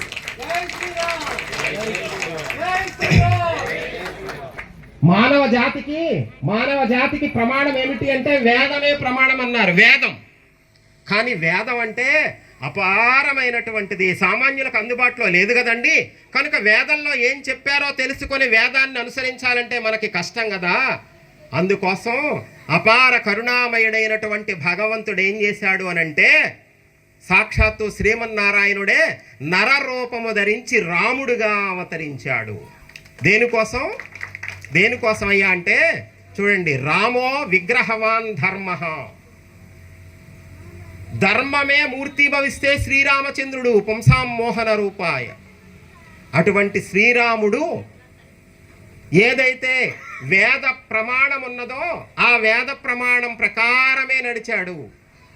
వేదం మనకు తెలియదండి, మనకు రూట్ తెలియదు, ఎక్కడికో వెళ్తున్నాం, కంచికి చెర్ల వెళ్ళాలి, రూట్ తెలియదు. ఇప్పుడు దర్భగూడెం అంటే మన ప్రాంతం కాబట్టి వచ్చేసాం ఎవరిని అడగకుండా. ఇప్పుడు కంచికి చెర్ల వెళ్ళాలి సాయంత్రం మళ్ళీ ఆర్ఎస్ఎస్ ప్రోగ్రామ్కి. కంచికి చెర్ల వెళ్ళాలంటే రూట్ తెలియదు, ఏం చేయాలి? రూట్ అడగాలి కదా. గూగుల్ తల్లిని అడుగుతామండి, మనుషుల మీద ఆధారపడే రోజులు పోయినాయి కదా. సరే, మనం ఎవరైనా ఒక చోట రూట్ మ్యాప్ కూడా పనిచేయదు అనుకోండి, ఎవరో వెళ్ళే వాళ్ళని అడిగాం, అయ్యా మేము కూడా అటే వెళ్తున్నాం, మీరు మమ్మల్ని ఫాలో అయిపోండి, మేము ముందెళ్తాం, మీరు వెనకొచ్చేయండి అంటాడు. అలానే మానవుడు జీవితాన్ని సార్థకత చేసుకోవాలి అంటే వేదాన్ని అనుసరించాలట. కానీ వేదాన్ని అనుసరించే శక్తి, వేదాన్ని అవగాహన చేసుకునే శక్తి సామర్థ్యాలు సామాన్యులకు లేవు గనుక భగవంతుడే నరుడుగా శ్రీరాముడిగా అవతరించి వేద మార్గంలో తాను నడిస్తే తన వెనకాల కళ్ళు మూసుకొని మనం వెళ్ళిపోతే చాలు. అప్పుడు మనం ఏ మార్గంలో నడిచినట్టు? వేద మార్గం. రాముడి మార్గం అంటే వేదం. రాముడు ఒక అడుగు తీసి ఒక అడుగు వేస్తూ ఉన్నాడు నడక. రామాయణం అంటే ఏమిటి అంటే రాముని యొక్క ప్రయాణము అన్నారు. రామస్య అయనం ఇది రామాయణం. రాముని యొక్క నడక, రాముని యొక్క ప్రయాణం రామాయణం. అంటే ఒక్క అడుగు సత్యం, మరొక అడుగు ధర్మం, మరొక అడుగు సత్యం, ధర్మం, సత్యం. అంటే రాముడి నడకంతా ఎలా ఉంది? సత్య ధర్మాలతో ముడిపడి ఉన్నది. కనుక వేద ప్రమాణాన్ని మనం తెలుసుకోకపోయినా చదువుకోకపోయినా శ్రీమద్ రామాయణం చదువుకొని రాముడు చెప్పినట్లుగా చేస్తే అందరము వేద మార్గాన్ని ఫాలో అయినట్టే. అందుచేతనే భారతదేశంలో ఆసేతు హిమాచల పర్యంతము కూడా ఎంత చిన్న గ్రామమైన రామ మందిరం ఉన్నది. రామాలయం లేని గ్రామం ఎక్కడైనా ఉన్నదా? లేదు కదా, లేదు. ఎప్పటి వరకైతే మానవ జాతి రామాయణాన్ని ఆదర్శంగా తీసుకుంటుందో అప్పటి వరకు మానవ జాతికి పతనం అనేది ఉండదు, ఉండదు, ఉండదు. ఏ రోజు రామాయణాన్ని మానవ జాతి మరచి సీతారాములను ఆదర్శంగా తీసుకోవడం మరచిపోతుందో ఆ రోజునే మానవ జాతికి పతనం ప్రారంభమైనట్లే గుర్తు. అది రాముడు. కనుక శ్రీరామచంద్రుడు అవతరించిన భూమి, శ్రీకృష్ణుడు గీతోపదేశము చేసినటువంటి భూమి, అలాంటి భూమి మీద మనం పుట్టాము. వేదోపబ్రహ్మణమైన శ్రీమద్ రామాయణము, పంచమ వేదమనదగిన మహాభారతము, ఆ మహాభారతానికి హృదయమైనటువంటి శ్రీమద్ భగవద్గీత. ఎంతమంది ఇళ్లల్లో ఉన్నాయి? చేతులెత్తాలి. రామాయణం ఉందా? గ్రంథం. భారతం, భాగవతం, భగవద్గీత. ఈ 4 గ్రంథాలు మన ఇంట్లో లేకపోతే మనం హిందువులమని చెప్పుకునే కనీస అర్హత కూడా మనకు ఉండదు. కనుక ఈ 4 గ్రంథాలు ప్రతి ఇంట్లో ఉండాలి. లేకపోతే ఎన్నున్నాయో చూసుకొని మిగిలినవి కొనడానికి ఈ రోజునే మనం తీర్మానం చేసుకోవాలి. ఇంట్లో ప్రతి ఒక్కరి నొదుటిన బొట్టు ఉండాలి. పుట్టినరోజులు, పెళ్లి రోజులు వస్తే దీపాలు వెలిగించండి. ఎన్నో సంవత్సరం అయితే అన్ని దీపాలు వెలిగించండి. దీపాలు ఆర్పొద్దు, కొంపలు ఆర్పొద్దు. వాడు దీపాలు ఆర్పుతూ ఉంటే మనం చాలా సంతోషించామంటే వాడికి ఏమర్థమైంది? ఓహో, దీపాలు ఆర్పితే సంతోషిస్తారు, చప్పట్లు కొడతారు అని అర్థమైంది. వాడు ఫిక్స్ అయిపోయాడు. ముందు ఎవరు కొంప ఆర్పుతాడు? నీవు నేర్పిన విద్యయే నీరజాక్ష అని నీ కొంపే ఆర్పుతాడు ముందు. మనమే కదా నేర్పింది. అలాంటి అవసరమా మనకి? లేదు. కనుక మనము భారతీయులుగా గర్వపడదాం, సనాతన హిందూ ధర్మానికి వారసులమని గర్వపడదాం. ఏదో నుదుట బొట్టు, ఇంట్లో ఒక పటము పెట్టుకుంటే సరిపోలేదు. మన మహాత్ములు చెప్పిన, ఋషులు చెప్పిన రామాయణ, భారత, భాగవతాలు చదువుకొని విని అటువంటివన్నీ చదివి అర్థం చేసుకునే అవకాశం అందరికీ ఉండదు కనుకే దేవాలయం, ఆ దేవాలయానికి వెళితే అక్కడ చక్కగా కూర్చొని సత్సంగం చేసుకోమన్నారు. అందుకు కూర్చోమన్నారు. దేవాలయంలో ఎందుకు కూర్చోమన్నారండి? కాసేపు కూర్చొని మంచి విషయాలు నేర్చుకోవాలి అని.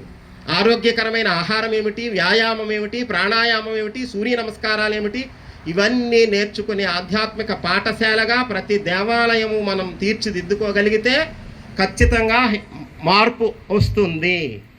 లేదు ఏదో సభలు సమావేశాలు చేసి మళ్ళీ ఎవరి దారిన వాళ్ళు వెళ్ళిపోతాం, మరి దానిని ప్రయత్నపూర్వకంగా మార్పు కోసం ఎటువంటి ప్రయత్నం చేయకపోతే మాత్రం పెద్ద ప్రయోజనం ఉండదు. ఈ చెవితో వింటారో ఆ చెవితో వదిలివేస్తారు. కనుక మనందరం కూడా అదృష్టవంతులం, మన జీవితాన్ని సార్థకత చేసుకుందాం. మన పెద్దలు అందించిన ఏదైతే సనాతన ధర్మం ఉన్నదో దానిని మనం ఆచరిస్తూ మన తర్వాత తరానికి దానిని అందించేటువంటి ప్రయత్నం చేద్దాం. ఆ దిశగా మనందరం అడుగులు వేద్దాం. జీవితం అంటే కేవలం కానా పీనా సోనా మరణ కాదు. దేశం కోసం ధర్మం కోసం ఎంతమంది తనుధన ప్రాణమన వాళ్ళు త్యాగం చేస్తే స్వతంత్రం వచ్చింది. దేశభక్తి లేని దైవభక్తి సంపూర్ణం కాదు. దేశభక్తి కూడా ఉండాలి. దేశభక్తి లేని దైవభక్తి, దైవభక్తి లేని దేశభక్తి సంపూర్ణము కావు. ఈ విషయాన్ని దృష్టిలో పెట్టుకొని రేపు జనవరి 26వ తేదీకి మన కామయ్యపాలెం ఆశ్రమంలో భరతమాత విగ్రహావిష్కరణ చేయబోతూ ఉన్నాం. మన పీఠంలో మొన్న దసరాకి దత్తాత్రేయ సిద్ధ యంత్రం ప్రతిష్ఠించబడింది. ప్రపంచంలో ఎక్కడా లేని విధంగా మొట్టమొదటిసారి ప్రతిష్ట దత్తాత్రేయ సిద్ధ యంత్రం. అక్కడ ఏ కార్యక్రమం చేసినా సంకల్పం ఏమిటయ్యా అంటే లోక కళ్యాణము, సనాతన హిందూ ధర్మానికి పూర్వ వైభవ ప్రాప్తి, సైనికులు రైతులు సంక్షేమము, మానవాళిలో సద్బుద్ధి అంకురించాలన్న 4 సంకల్పాలతోనే చేస్తూ ఉన్నాం ఎన్నో కార్యక్రమాలు. దగ్గరలో వాళ్ళకి తెలియదులేండి, వాట్సాప్ పుణ్యమాని దూరం వాళ్ళకి తెలుస్తుంది. అది మంచికి ఉపయోగిస్తే మంచికి కూడాను. ఎక్కడెక్కడ వాళ్ళు వస్తున్నారు, ఏం జరుగుతుందో తెలుస్తుంది. దగ్గరలో వాళ్ళు పాపం తెలియట్లేదు. కనుక తప్పకుండా మీరందరూ కూడా ఒకసారి రండి. ఇప్పుడు అత్యంత శక్తివంతమైన పీఠంగా ఇప్పుడు రూపొందింది. 25 సంవత్సరాలుగా అక్కడ నిత్యము సద్గ్రంథాలు పారాయణ సత్సంగం జరుగుతుంది. 25 సంవత్సరాలు దగ్గర. దాని యొక్క ఫలితము ఈరోజు ప్రాక్టికల్గా మేము చూస్తున్నాం. కాకపోతే ప్రచారము, ఫోటోలు, వీడియోలు, టీవీల్లో ఇవ్వటాలు ఉండవు కాబట్టి ఎవరికి తెలియట్లేదు. కానీ చాలా అద్భుతంగా జరుగుతుందమ్మా. మీరందరూ కూడా తప్పకుండా రండి. కంచికచర్ల వెళ్ళాలి కాబట్టి మళ్ళీ కార్యక్రమానికి ప్రస్తుతానికి ముగించుకుందాం. ఎవరైనా ఇలా సత్సంగాలు డైలీ వినాలి అంటే కనుక మాకు వాట్సాప్ గ్రూప్ ఉంది. ఎక్కడ సత్సంగా ఇప్పుడు కూడా రికార్డింగ్ అవుతుంది. ఆ గ్రూపులో వెళ్ళిపోతుంది. 2300 మంది ఉన్నారు గ్రూపులో ఇప్పటి వరకు. కనుక రోజు ఆడియో రికార్డింగ్ అవుతుంది. రోజు భగవద్గీత ఒక శ్లోకం వ్యాఖ్యానం చెప్పుకుంటున్నాం. అవన్నీ కూడా మీకు వస్తాయి. ఆసక్తి ఉంటే ఆ గ్రూపులో చేరితే కూడా రోజు వినవచ్చు. సమస్త సన్మంగళాని భవంతు, సమస్తాని లోకాని సుఖినో భవంతు, సర్వే జనా సుఖినో భవంతు. ఓం శాంతి శాంతి శాంతి. ధన్యవాదాలు స్వామి. మంచి మార్గదర్శనం చేసి మాకు. మన మూర్తి గారు మాట్లాడతారు ఈ సభను ఉద్దేశించి.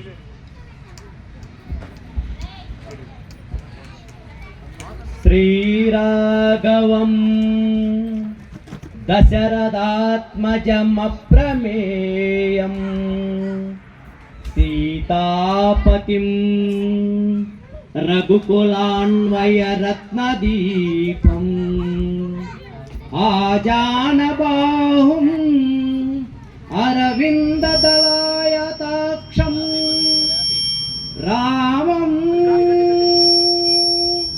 నిశాచర వినాశకరం నమామి.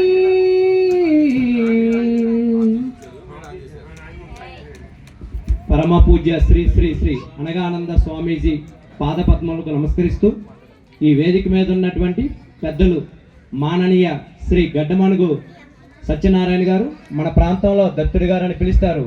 వారు ఆర్ఎస్ఎస్లో జిల్లా సంఘచాలకు, అంటే ఈ జిల్లా మొత్తానికి వారు పెద్ద ఆర్ఎస్ఎస్. అలాగే సోదరి లెక్చరర్, తెలుగు లెక్చరర్, అలాగే ఆధ్యాత్మిక ప్రవచనకర్త శ్రీమతి శారదా గారు, వేదిక ముందున్నటువంటి ఆత్మీయ హిందూ బంధువులారా, ఈరోజు ఈ హిందూ సమ్మేళనం యొక్క ప్రధానమైన ఉద్దేశం రాష్ట్రీయ స్వయం సేవక్ సంఘ్, ఆర్ఎస్ఎస్ అంటారు. ఇక్కడ మన ఊర్లో కూడా కార్యకర్తలు ఉన్నారు. ఇక్కడ సుబ్బారెడ్డి గారు, ఇక్కడ కొంతమంది కార్యకర్తలు ఉన్నారు. నేను గతంలో కూడా ఈ ఊరు ఒక 9 సంవత్సరాల క్రితం నిరంతరం వస్తూ ఉండేవాడిని. సుబ్బారెడ్డి గారి పాల కేంద్రం దగ్గర మా కార్యక్రమాలు జరుగుతూ ఉండేవి. నాకు ఈ ఊరితో కూడా పరిచయం ఉంది. అలాగే రాష్ట్రీయ స్వయం సేవక్ సంఘ్ స్థాపించి 100 సంవత్సరాలు పూర్తయినాయి మొన్న విజయదశమి అక్టోబర్ 2 నాటికి. అందుకే దానిలో భాగంగా శతాబ్ది ఉత్సవాలు జరుగుతున్నాయి. శతాబ్ది ఉత్సవాలు అంటే ఏదైనా ఒక సంస్థ స్థాపించినప్పుడు పెద్ద పెద్ద హోర్డింగ్లు పెట్టి పెద్ద పెద్ద సమావేశాలు పెట్టి మీడియాల్లోకి బాగా ప్రచారం చేసే పని కాకుండా ఇది దేశానికి ధర్మానికి సంబంధించిన పని కాబట్టి ప్రచారంతో సంబంధం లేకుండా మన హిందువులు ఏమి చేయాలి అనే విషయాల గురించి 1 సంవత్సరం పాటు అంటే మొన్న దసరా నుంచి 2026 దసరా వరకు నిరంతరం ఈ శతాబ్ది ఉత్సవాలు జరుగుతున్నాయి.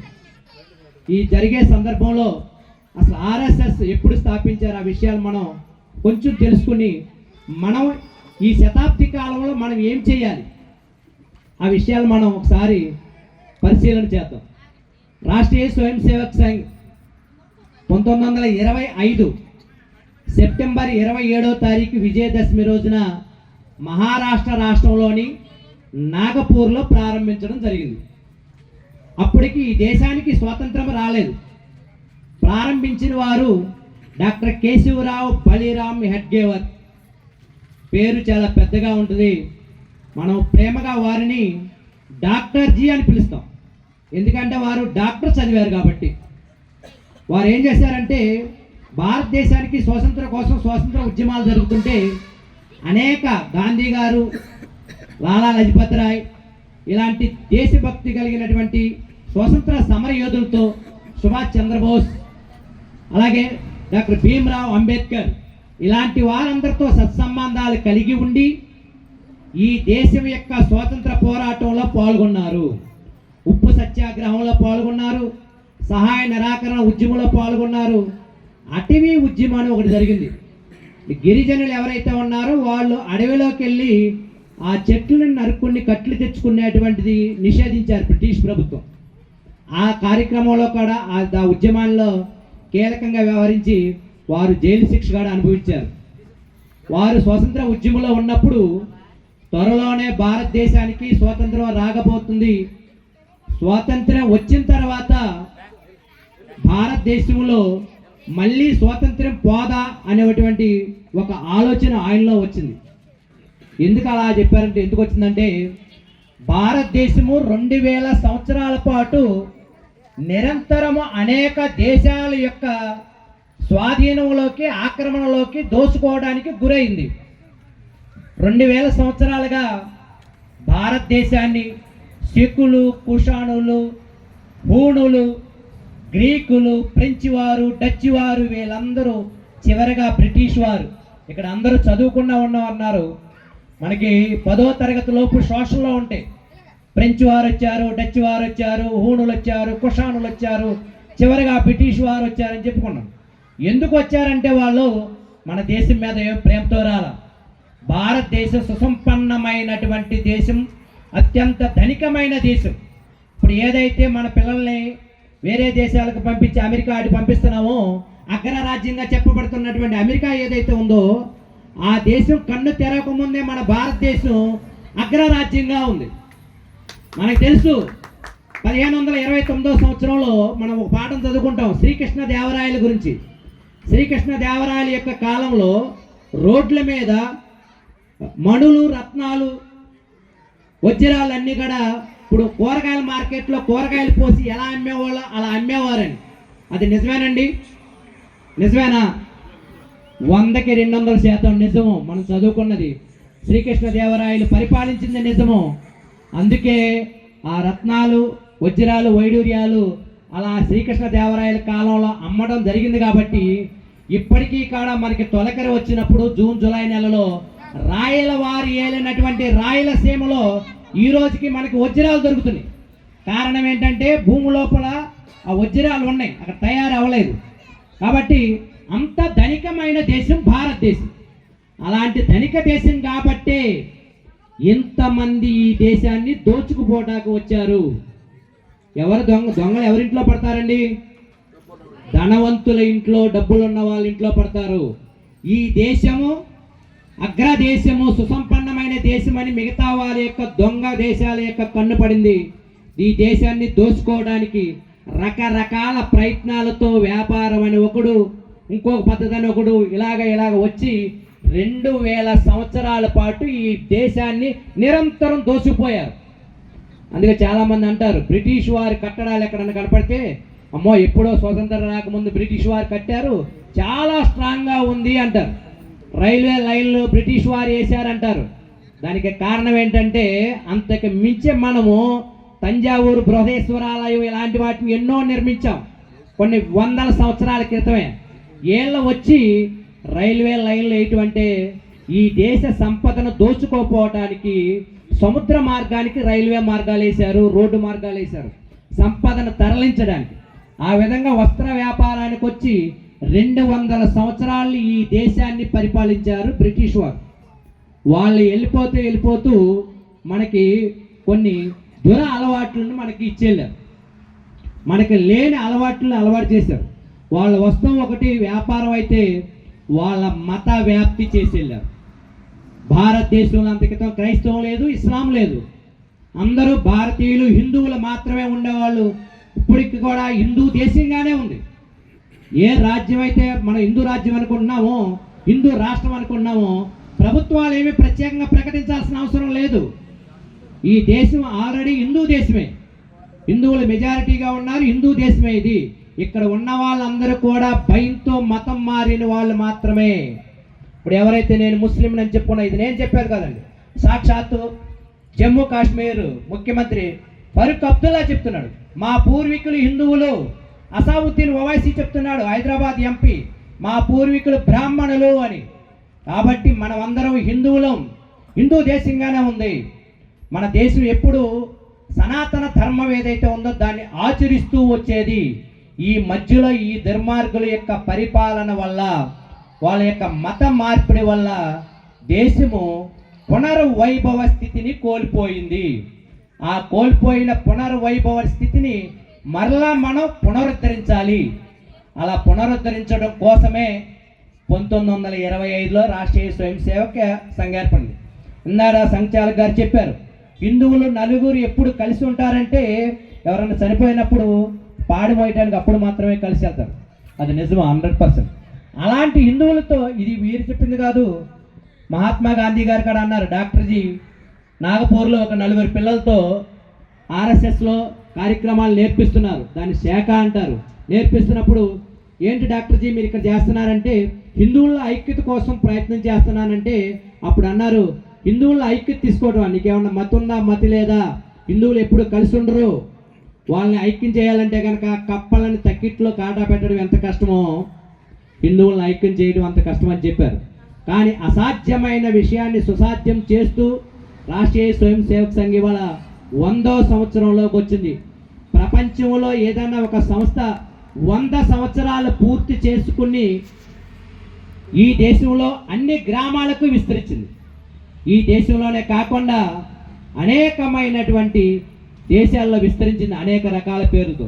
53 దేశాల్లో ఆర్ఎస్ఎస్ దాని కార్యకలాపాలు చేస్తుంది. ఒక భారతదేశం మాత్రమే కాదు, 53 దేశాల్లో పనిచేస్తుంది. అలా ఆర్ఎస్ఎస్ నుంచి వచ్చినటువంటి అనేక మంది గొప్ప గొప్ప వ్యక్తులు ఇవాళ ఈ దేశాన్ని, రాష్ట్రాన్ని పరిపాలిస్తున్నారు. 13 రాష్ట్రాల్లో రాష్ట్రీయ స్వయం సేవక సంఘం నుంచి వచ్చినటువంటి వ్యక్తులు పరిపాలన చేస్తున్నారు. ఈ దేశ ప్రధాని కూడా రాష్ట్రీయ స్వయం సేవక సంఘం నుంచి వచ్చిన వాళ్ళే. వీళ్ళకి ఏ విధమైనటువంటి స్వార్థము ఉండదు. వీళ్ళకి ఉన్నదల్లా ఒకటే, దేశము ధర్మము. ఈ దేశాన్ని, ధర్మాన్ని రక్షించాలి అని చెప్పి ఆకాంక్ష ఉంది. ఈ దేశం మొక్కలైపోయింది, దేశ విభజన జరిగింది 1947లో. ఆ దేశ విభజన జరిగినప్పుడు ఆర్ఎస్ఎస్లో ఉన్నటువంటి ద్వితీయ సంఘ చాలక్ అంటారు, వారిని గురూజీ అని పిలుస్తారు. పాకిస్తాను 1947 ఆగస్టు 15న మన భారతదేశానికి స్వతంత్రం వస్తే 14వ తారీఖున పాకిస్తాను భారతదేశం నుంచి వేరుపడింది, విభజన చేయబడింది. అప్పుడు పాకిస్తాన్లో 1,00,000 మంది పైగా హిందువులు ఉన్న ఇల్లు, పొలము, ఆస్తులు అన్నీ వదిలేసుకుని సడన్గా భారతదేశానికి బయలుదేరుతుంటే అప్పుడు చాలామంది అక్కడ ఉన్నటువంటి ముష్కరులు, ముస్లింలు 1,00,000 మంది హిందువులను ఓచకోత కోసి చంపేసేశారు. వాళ్ళ యొక్క స్థలాలని, పొలాలని, ఇల్లుని ఆక్రమించుకున్నారు. భారతదేశానికి స్వతంత్రం వచ్చిందని చెప్పి ఒక పక్కన సంబరాలు జరుపుకుంటే 1,00,000 మంది హిందువుల్ని చంపేశారు పాకిస్తాన్లో ఆగస్టు 14వ తారీఖు రాత్రి. అలాగే కొంతమంది మిగిలిన ఉన్నటువంటి హిందువులందరినీ కూడా ఈ దేశంలోనికి అప్పుడు ఉన్నటువంటి సరసంఘచాలక్ గురూజీ ఆయన యొక్క ప్రయత్నం ద్వారా, ఆర్ఎస్ఎస్ స్వయం సేవకుల యొక్క ప్రయత్నం ద్వారా కొంతమందిని ఈ దేశంలోకి తీసుకురావడం జరిగింది. వాళ్ళ దేవాలయాల్లోనూ అలాగే రోడ్లలోనూ ఢిల్లీలో ఉన్నారు. ఇప్పటికీ శరణార్థులుగా ఉన్నారు హిందువులు. ఇవాళ శరణార్థుల శిబిరాలు ఇప్పటికీ నడుస్తుంది 1947 నుంచి ఇప్పటికీ. అంత దౌర్భాగ్యమైనటువంటి పరిస్థితి, దేశ విభజన జరిగింది. ఈ విషయాలు ఎందుకు చెప్తున్నానంటే ఇవన్నీ మాకెందుకు వచ్చింది, హిందూ సమ్మేళనం అన్నారు కదా, ఏదో 4 ప్రవచనాలు పాటలు పాడేసేసి వచ్చాను అనుకోకూడదు. మన పూర్వీకుల యొక్క వైభవం, మన పూర్వీకుల యొక్క త్యాగాలు మనకు తెలియాలి. ఇప్పుడు చెప్పారు స్వామీజీ, మనం చెప్తున్నాము ఋషులను ఫాలో అవ్వాలి అని చెప్పి. మన పూర్వీకులు ఋషులు అంటే, అందుకే మనం దేవాలయంకి వెళ్ళినప్పుడు మీ గోత్రం ఏంటి అంటారు. గోత్రం అంటే ఎవరో ఒక్కొక్కరు ఒక్కొక్క గోత్రం చెప్తారు. గోత్రం అంటే మన పూర్వీకులు, మన ఆ ఋషి వంశానికి చెందిన వాళ్ళం అని అర్థం. అందుకే మనం అంత ధైర్య సాహసాలు కలిగిన వ్యక్తులు అని మనకు తెలియాలి. మనము సింహాలమని తెలియాలి, గొర్రెలం కాదు. గొర్రెలు అయితే ఏం చేస్తాయంటే, ఒక గొర్రె ఎట్టిపోతే మిగతా గొర్రెలన్నీ అటైపోతాయి. ఒక గొర్రె బావిలో గనక దూకిందనుకోండి, అన్ని గొర్రెలు వెళ్ళి బావిలోకి దూకేస్తాయి. అదే గోవు అయితే, ఒక గోవు గనక బావిలో పడిపోతే మిగతా గోవులన్నీ దాని చుట్టూ ప్రదక్షిణ చేస్తే అరుస్తాయి తప్ప దానిలాగా వెళ్ళం. మన గోపబాలుడైనటువంటి గోవిందుడి యొక్క వంశస్థులము, గొర్రె వంశస్థులము కాదు. అది మనకు తెలియాలి. మనము సింహాలము, చిట్టెలుకులం కాదు, నక్కలం కాదు, చిత్తులు మారి నక్కలం కాదని మనకు తెలియాలి. ఈ చెప్పేటప్పుడు ఒక చిన్న కథ చెప్తా. ఒక సింహము మృగరాజు. మృగరాజు అంటే అడవికి రాజు. ఎవరు ఓట్లేసి గెలిపించరు సింహాన్ని, ఎవరు ఎన్నుకోరు మీటింగ్ పెట్టి మన సినిమాల్లో చూపించినట్టు. దాని పరాక్రమ, శౌర్య, ధైర్య, పరాక్రమశీలికి ఆ సింహము అడవికి రాజుగా ఉంటుంది. అందుకే మృగరాజు అంటారు సింహం. అలాంటి సింహము ఒక పిల్లనికి జన్మనిచ్చింది. సింహం జన్మనిచ్చిన తర్వాత కొన్ని గంటల పాటు అది కళ్ళు మూసుకుని ఉంటుంది. పొరపాటున ఆ పక్కగా వెళ్ళేటువంటి గొర్రెల మంద ఉంది. ఈ సింహం పిల్లలేసి ఆ గొర్రెల మందతో పాటు వెళ్ళిపోయింది. వెళ్ళిపోయిన తర్వాత అది గొర్రెల మంద ఎక్కడికైతే వెళ్ళినాయో ఆ గొర్రెల కాపరి యొక్క నివాసం ఏదైతే ఉందో ఆ మకాంలోకి వెళ్ళిపోయి ఆ సింహం పిల్లగాడ గొర్రెలతో కలిసిపోయింది. ఈ సింహం కళ్ళు తెరిచి చూసేసరికి తల్లి సింహం పిల్ల కనిపించట్లా. అడవంతా నెతకడం మొదలుపెట్టింది. ఎక్కడా సింహం పిల్ల కనిపించదు. అడవిలో ఉంటే కనిపిస్తుంది, అది గొర్రెలతో వెళ్ళిపోయింది కదా. కొంతకాలం గడిచిన తర్వాత ఆ గొర్రెల గుంపులో సింహం పిల్ల తల్లికి కనిపించింది. కనిపిస్తే ఆ గొర్రెల గుంపులో వెళ్తుంది ఏంటిది, నా బిడ్డ అని చెప్పి దాని చెయ్యి పట్టుకొని ఇలా లాక్కొచ్చింది. లాక్కొస్తే గొర్రెలన్నీ పరిగెడుతున్నాయి సింహాన్ని చూసి. ఇది కాడ పరిగెడుతుంది, విదిలించుకుని పరిగెడుతుంది. సింహం పిల్ల కాడ పరిగెడుతుంది. మళ్ళీ పట్టుకుని నువ్వు రా, నువ్వు నా పిల్లవంటే కాదు నేను గొర్రెని అని అది గాండ్రించాల్సిన పోయింది. మే అంట మొదలుపెట్టింది.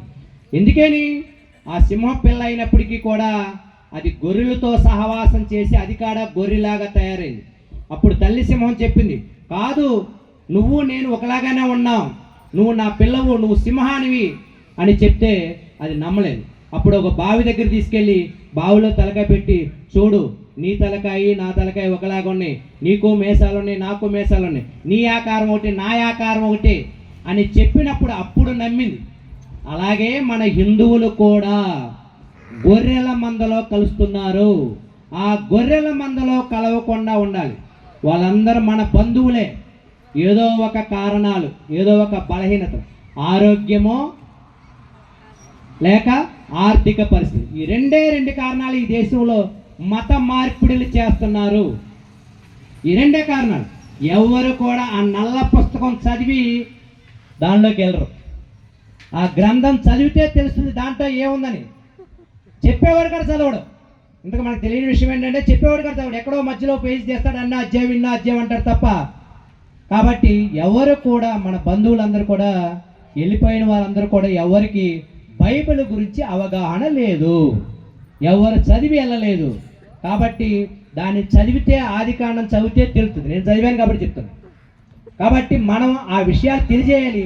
వెళ్ళిపోయిన మన హిందూ బంధువులు అందరూ కూడా మన ఎవరో కాదు, మన ఇంట్లో వాళ్ళు వెళ్ళారు. ప్రతి కుటుంబంలోనూ ఇలా మతం మారిన వాళ్ళు ఉన్నారు, నా కుటుంబంతో సహా. వాళ్ళందరినీ ప్రేమగాను ఆప్యాయంగాను మళ్ళీ మన స్వధర్మంలోకి మన ఇంట్లోకి తీసుకురావాలి. అది గొర్రెల మందలోకి వెళ్ళిపోయింది సింహం పిల్ల. ఆ సింహం పిల్లని ఎలా అయితే సింహం తీసుకొచ్చిందో మనం కూడా వెళ్ళిపోయిన వారిని తిరిగి తీసుకురావాలి. పునరాగమనం, ఘర్ వాపసి, మన ఇంటికి మనం తీసుకురావాలి. ఆ పని చేయాలి. చేయకపోతే కనుక హిందువుల సంఖ్య కనుక మనం రోజు రోజుకి తగ్గిపోతూ ఉంటాం. హిందువుల సంఖ్య తగ్గిపోతే ఏమవుద్ది? అన్ని దేవుళ్ళు ఒకటే కదా, ఏ దేవుడైనా ఒకటే కదా. 25వ తారీఖున చర్చికి పోతాం, లేదా రంజాన్ వచ్చినప్పుడు మసీదుకి పోతాం, ఇంకో చోట పోతాం. అంటే దిశానిర్దేశం లేకుండా ఇందాక ఇక్కడ చెప్పినటువంటి స్వామీజీ గారి వక్తలందరూ హిందూ ధర్మం అది మతం కాదు, ద వ్యూ ఆఫ్ లైఫ్ అంటారు ఇంగ్లీష్లో. సుప్రీంకోర్టు చెప్పింది వే ఆఫ్ లైఫ్ అని, జీవన విధానం, వ్యూ ఆఫ్ లైఫ్. మనం దృష్టికోణం హిందూ ధర్మం అంటే. ద్రౌపదిని మనం పంచ ప్రతివ్రతలో ఒక ఆవిడిగా చూస్తాం.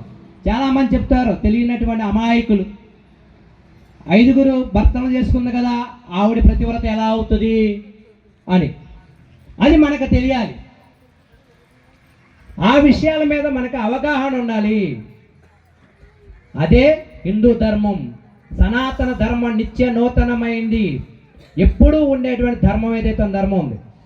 ఈ ధర్మాల్లోకి మన వారిని అందరినీ తీసుకురావాలి. అలాగే రెండవది ఇంకో మతం ఉంది, వారి కాడ అంతే, మా దేవుడు మాత్రమే దేవుడు, ఇంకెవరు దేవుడు కాదు. ఇద్దరు చెప్తారు, అదే మాట చెప్తారు ఇద్దరు. ఎవరి కాళ్ళే మా దేవుడే దేవుడు, ఇంకెవరు దేవుడు కాదు. విగ్రహారాధన చెయ్యకూడదు. ప్రాథమిక స్థాయిలో విగ్రహారాధన మాత్రమే చేస్తాము. మన పూర్వీకుల యొక్క విగ్రహాలు పెడతా ఉంటాం. మన ఇంట్లో మన తాత ముత్తాతల యొక్క పటాలు పెట్టుకుంటాం. ఆ పటాలు పెట్టుకున్నామంటే ఆ పటములోను ఆ విగ్రహంలోను వారిని చూస్తున్నాం.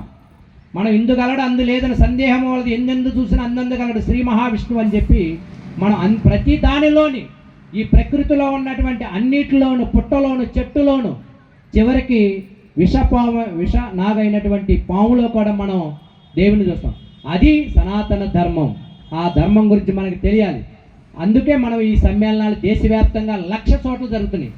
ఇదంతా కూడా ఆర్ఎస్ఎస్ ఆధ్వర్యంలో జరుగుతుంది. ఆర్ఎస్ఎస్ స్వతంత్ర పోరాటంలోనే కాదు, ఇంతకు ముందున్నటువంటి మనందరికి తెలిసినటువంటి ఒక గవర్నమెంట్ ఉండేది ఒక 20 ఏళ్ల క్రితం. 7 కొండలవాడ వెంకటరమణ గోవింద గోవింద అని మనం ఎప్పుడైతే స్మరించుకుంటామో, 7 కొండలు కాదు, అక్కడ 2 కొండలే ఉన్నాయి. మిగతా కొండలని హోటల్స్, రెస్టారెంట్ పెట్టుకోవడానికి ఒక ముఖ్యమంత్రి ప్రయత్నం చేశాడు. ఆయన కాడ అదే కొండల్లో అంతర్ధానం అయిపోయాడు కనిపించకుండా. కాబట్టి ప్రత్యక్ష దైవం శ్రీ వెంకటేశ్వర స్వామి వారిని మన 7 కొండల యొక్క పరిరక్షణ, వెంకటేశ్వర స్వామి పరిరక్షణ సమితి అని చెప్పి మనం 7 కొండలు రక్షించుకున్నాం. అలాగే రాముడు కట్టినటువంటి లంకకేసినటువంటి రామసేతు అది అబద్ధం, దాన్ని ధ్వంసం చేయాలని చూసింది 2004కు ముందు ఒక ప్రభుత్వం, కేంద్ర ప్రభుత్వం. వారి వల్ల కాలేదు. దేశంలోనే అతి పెద్ద అయినటువంటి వేరే దేశాల నుంచి క్రేన్లు తెప్పించారు. ఆ రామసేతును ధ్వంసం చేయాలనుకున్నారు. ఒక చిన్న మొక్క కాడ బద్దలు కొట్టలేకపోయారు. ఆ మిషనరీ అంతా కాడ ధ్వంసమైంది. కాబట్టి రామసేతు అనేటువంటి ప్రోగ్రాం పెట్టి ఆ రామసేతుని రక్షించాం. అలాగే గత 500 సంవత్సరాలుగా ఏదైతే ఉందో దివ్యమైనటువంటి రామ మందిరం, సాక్షాత్తు భగవంతుడు నడయాడినటువంటి భూమి ఏదైతే ఉందో, అయోధ్యలో రామ మందిర నిర్మాణం కోసం 450 సంవత్సరాల పాటు కొన్ని లక్షల మంది బలిదానం అయ్యారు.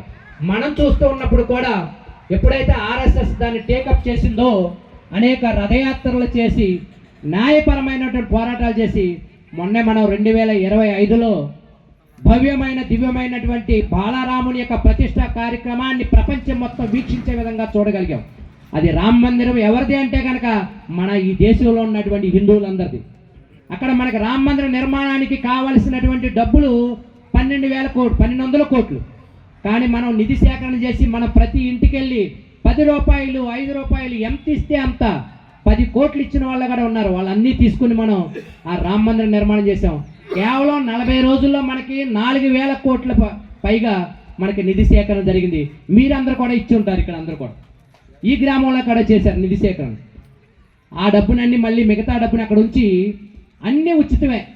అయోధ్యలో మీరు ఎక్కడైనా ఇల్లు ఉంటారు, ఇక్కడ ఏది కూడా ఎక్కడ టికెట్లు లేవు, అన్నీ ఉచితంగానే ఉంటుంది. అది ఆ విధంగా మన రామాలయ నిర్మాణం చేశాం. అలాగే దేవాలయాల మనకు సనాతన బోర్డు కోసం కూడా ప్రయత్నం చేస్తున్నాం. దేవాలయాలన్నింటినీ కూడా హిందువులే నిర్వహించుకునేటువంటి సామర్థ్యం కోసం ప్రయత్నం చేస్తుంది ఆర్ఎస్ఎస్. కాబట్టి ఈ పనిలో కాకుండా దేశము హిందుత్వం, సంస్కృతి, సాంప్రదాయాలే కాకుండా హిందుత్వానికి హాని కలిగించే ప్రతి దానిలో కూడా ఈ దేశంలో ఉన్నటువంటి హిందూ బంధువులు, రాష్ట్రీయ స్వయం సేవక కార్యకర్తలు ఫ్రంట్ లైన్లో ఉండి పోరాటాలు చేస్తున్నారు.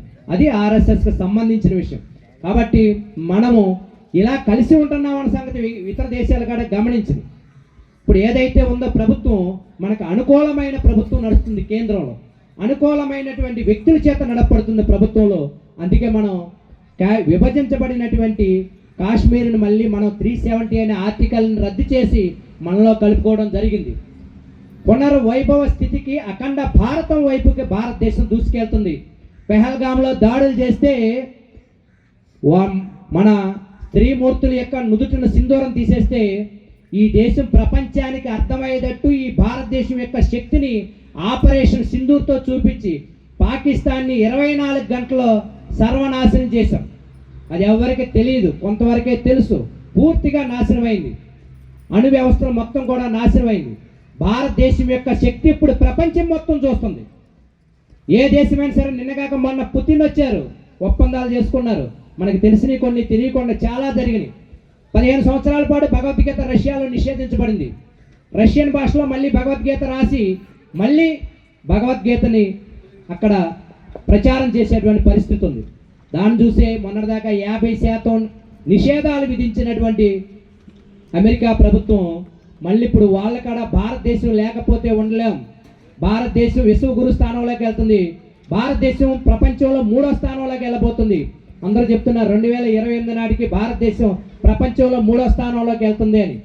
28 దాకా కాదు, 2026లోనే భారతదేశం విశ్వగురు స్థానంలోకి వెళ్తుంది. కాబట్టి ఇది ఎప్పుడు జరుగుతుంది అంటే ఇవన్నీ కూడా మనం అందరం కూడా హిందువులందరూ సంఘటితంగా ఉన్నప్పుడు.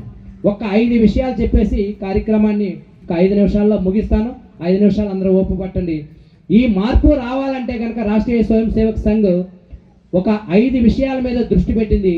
ఆ 5 విషయాలు ఏంటంటే పంచ పరివర్తన్.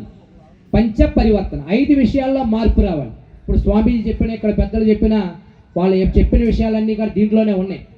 పంచ పరివర్తనలో మొట్టమొదటిది కుటుంబ వ్యవస్థ. కుటుంబ వ్యవస్థ అంటే కనుక ఫారిన్లో అయితే కనుక కుటుంబం అంటే కనుక మమ్మీ, డాడీ, నేను అని చెప్తారు. మనం అంటే కుటుంబం అంటే కనుక అమ్మ, నాన్న, తాతయ్య, అమ్మమ్మ, నానమ్మ ఎంత కలిసి మన కుటుంబం. అనేక బంధుత్వాలు ఉంటాయి మన కుటుంబంలో. కుటుంబ వ్యవస్థ భారతదేశంలోనే మాత్రం ఉంది, ప్రపంచంలో ఏ దేశంలోనూ కుటుంబ వ్యవస్థ లేదు. ఆ కుటుంబ వ్యవస్థను చిన్నాభిన్నం చేయడానికి బ్రేకింగ్ ఇండియా ఫోర్సెస్ అని కొన్ని పనిచేస్తున్నాయి. పూర్వం ఒక చిన్న ఇంట్లోనే 10-15 మంది ఉండేవాళ్ళు. ఇప్పుడు పెద్ద పెద్ద బంగ్లాలు ఉన్నాయి, 2-3 ఉన్నారు, లేదా వాళ్ళ పిల్లలు అమెరికాలో ఉన్నారు. ఇక్కడ ఆ బంగ్లా ముందు పెద్దవాళ్ళు బిక్కుమంటూ ఉంటున్నారు. కాబట్టి ఉమ్మడి కుటుంబాలు చిందరవందర అవ్వకుండా ఉండాలంటే మనం అందరం వారానికి ఒకసారి అందరం కలిసి భోజనం చేయాలి. వారానికి ఒకసారి మనం గుడికి వెళ్ళాలి. ఈ పని అందరం మన ఇంట్లో చేయాలి. ఇవి చిన్న మార్పులే, పెద్ద మార్పులే సార్. మన పిల్లలతో మాట్లాడాలి. వాళ్ళ పని వాళ్ళు చేసుకున్నారు, మన పని మనం చేసుకున్నాం అంటే రెడీగా పక్కనోడు మన పిల్లల్ని గెద్దలాగా తన్నుకుపోవడానికి సిద్ధంగా ఉన్నాడు. అదే లవ్ జిహాద్. కాబట్టి మన పిల్లల్ని మనం కాపాడుకోవాలి, మన ధర్మాన్ని మనం కాపాడుకోవాలి.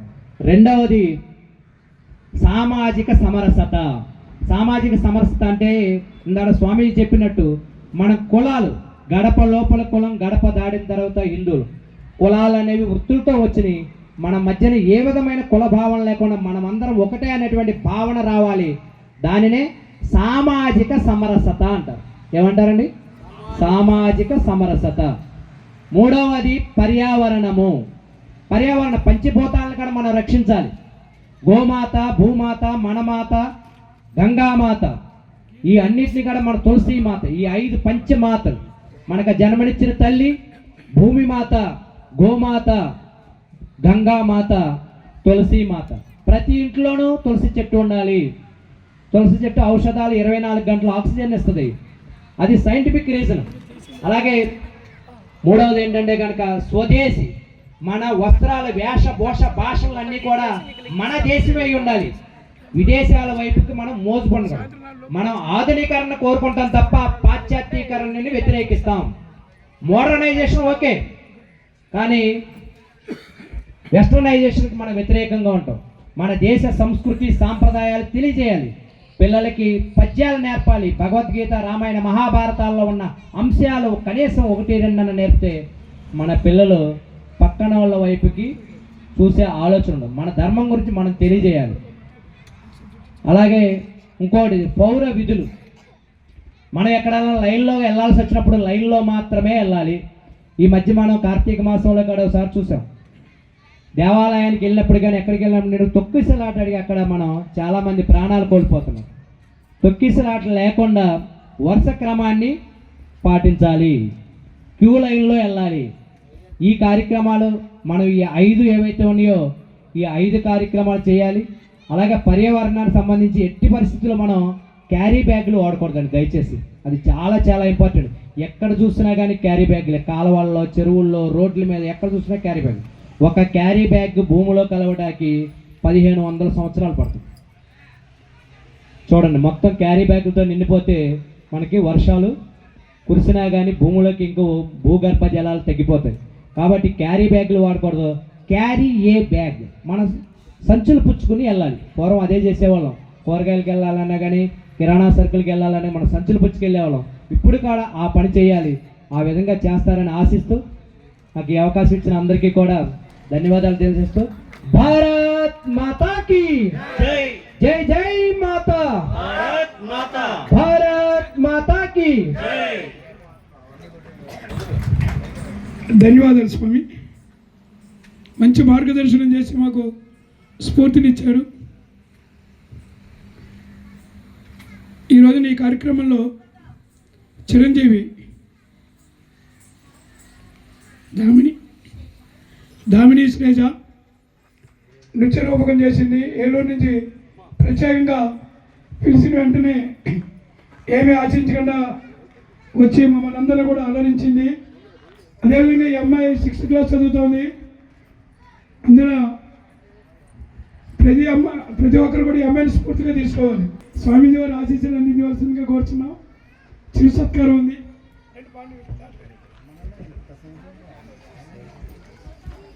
శ్రీ గారు, అమ్మ, పిల్లలకి కేవలం చదువులు మాత్రమే పరిమితం చేయకండి.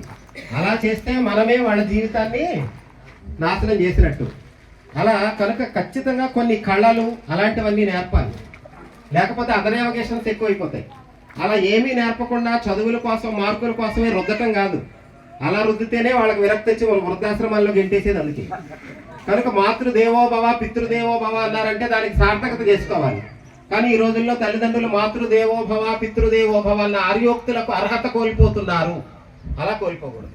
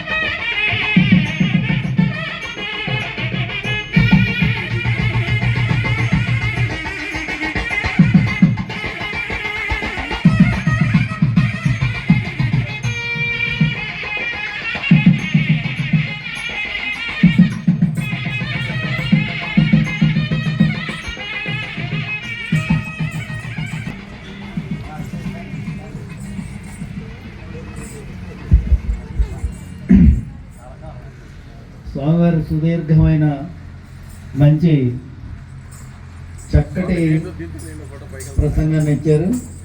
కంచికచర్ల వెళ్ళవలసి ఉంది కాబట్టి వారు వెళ్తారు. మనందరం కేవలం విని వెళ్ళిపోవడం కాకుండా విన్న వాటిని కొన్నైనా ఆచరించినప్పుడే ఈ సమ్మేళనాలకి తగినటువంటి ప్రయోజనాన్ని మనం పొందగలుగుతాం. మన సాంప్రదాయాన్ని మనం కాపాడుకోవాల్సిన అవసరం ఉంది.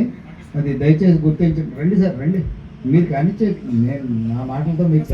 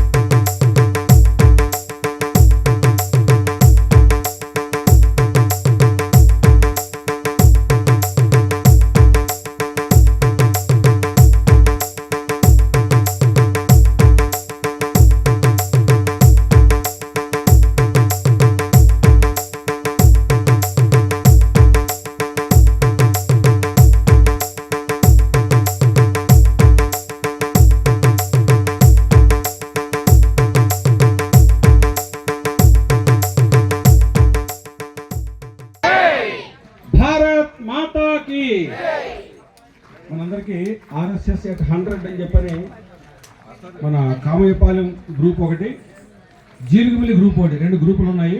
ఆ గ్రూపులు మీ ఫోన్లో ఓపెన్ చేయండి. అందులో ఈ పాట ఉంటుంది, మనమంతా హిందువులం అనే పాట ఉంటుంది. ఆ ఫోన్ ఓపెన్ చేయండి ఒకసారి, అందరూ కూడా చూస్తూ చెప్దాము ఒకసారి.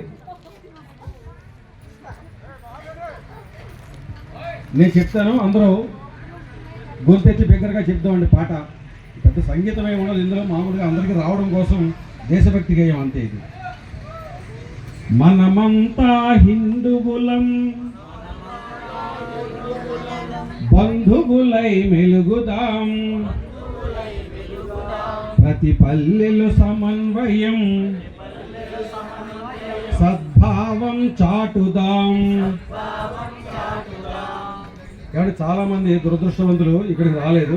ఊళ్ళో అందరికీ వినిపించేట్లా గొంతెత్తి బిగ్గరగా చెప్దామండి అందరూ. మనమంతా హిందువులం, బంధువులై మెలుగుదాం, ప్రతి పల్లెలు సమన్వయం, సద్భావం చాటుదాం. మానవునిలో మాధవుణ్ణి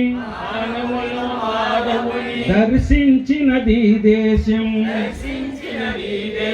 సమాజ రూపీశ్వరుణ్ణి సేవించినది ధర్మం. ఆలయాన వెలసిన ఆ దేవుని పద సన్నిధిలో అంతరాలు మరచి మనం అర్చన కొనసాగిద్దాం. మనమంతా హిందువులం, బంధువులై మెలుగుదాం. ప్రతి పల్లెలు సమన్వయం, సద్భావం చాటుదాం.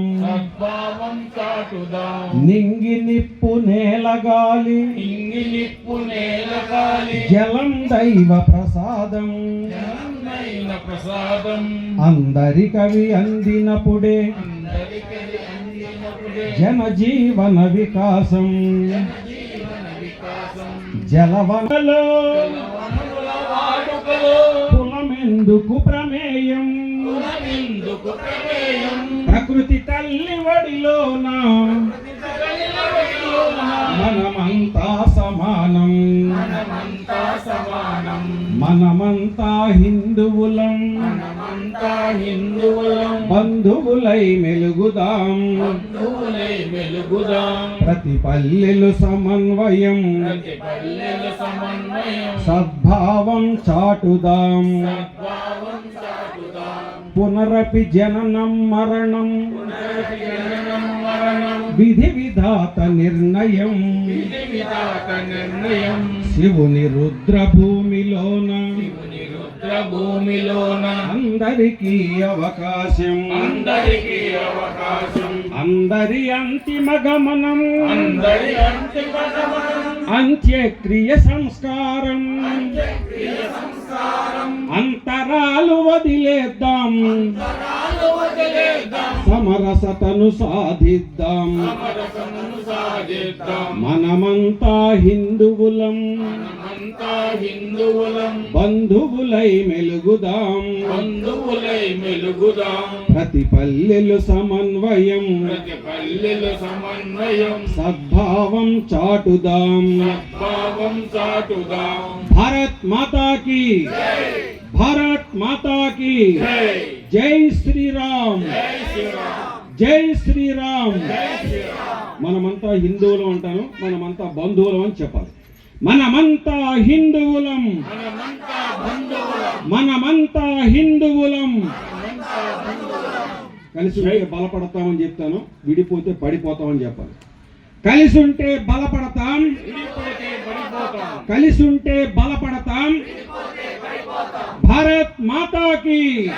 గడప లోపలే కులం అని చెప్తాను, గడప దాటితే హిందువులం అని చెప్పాలి.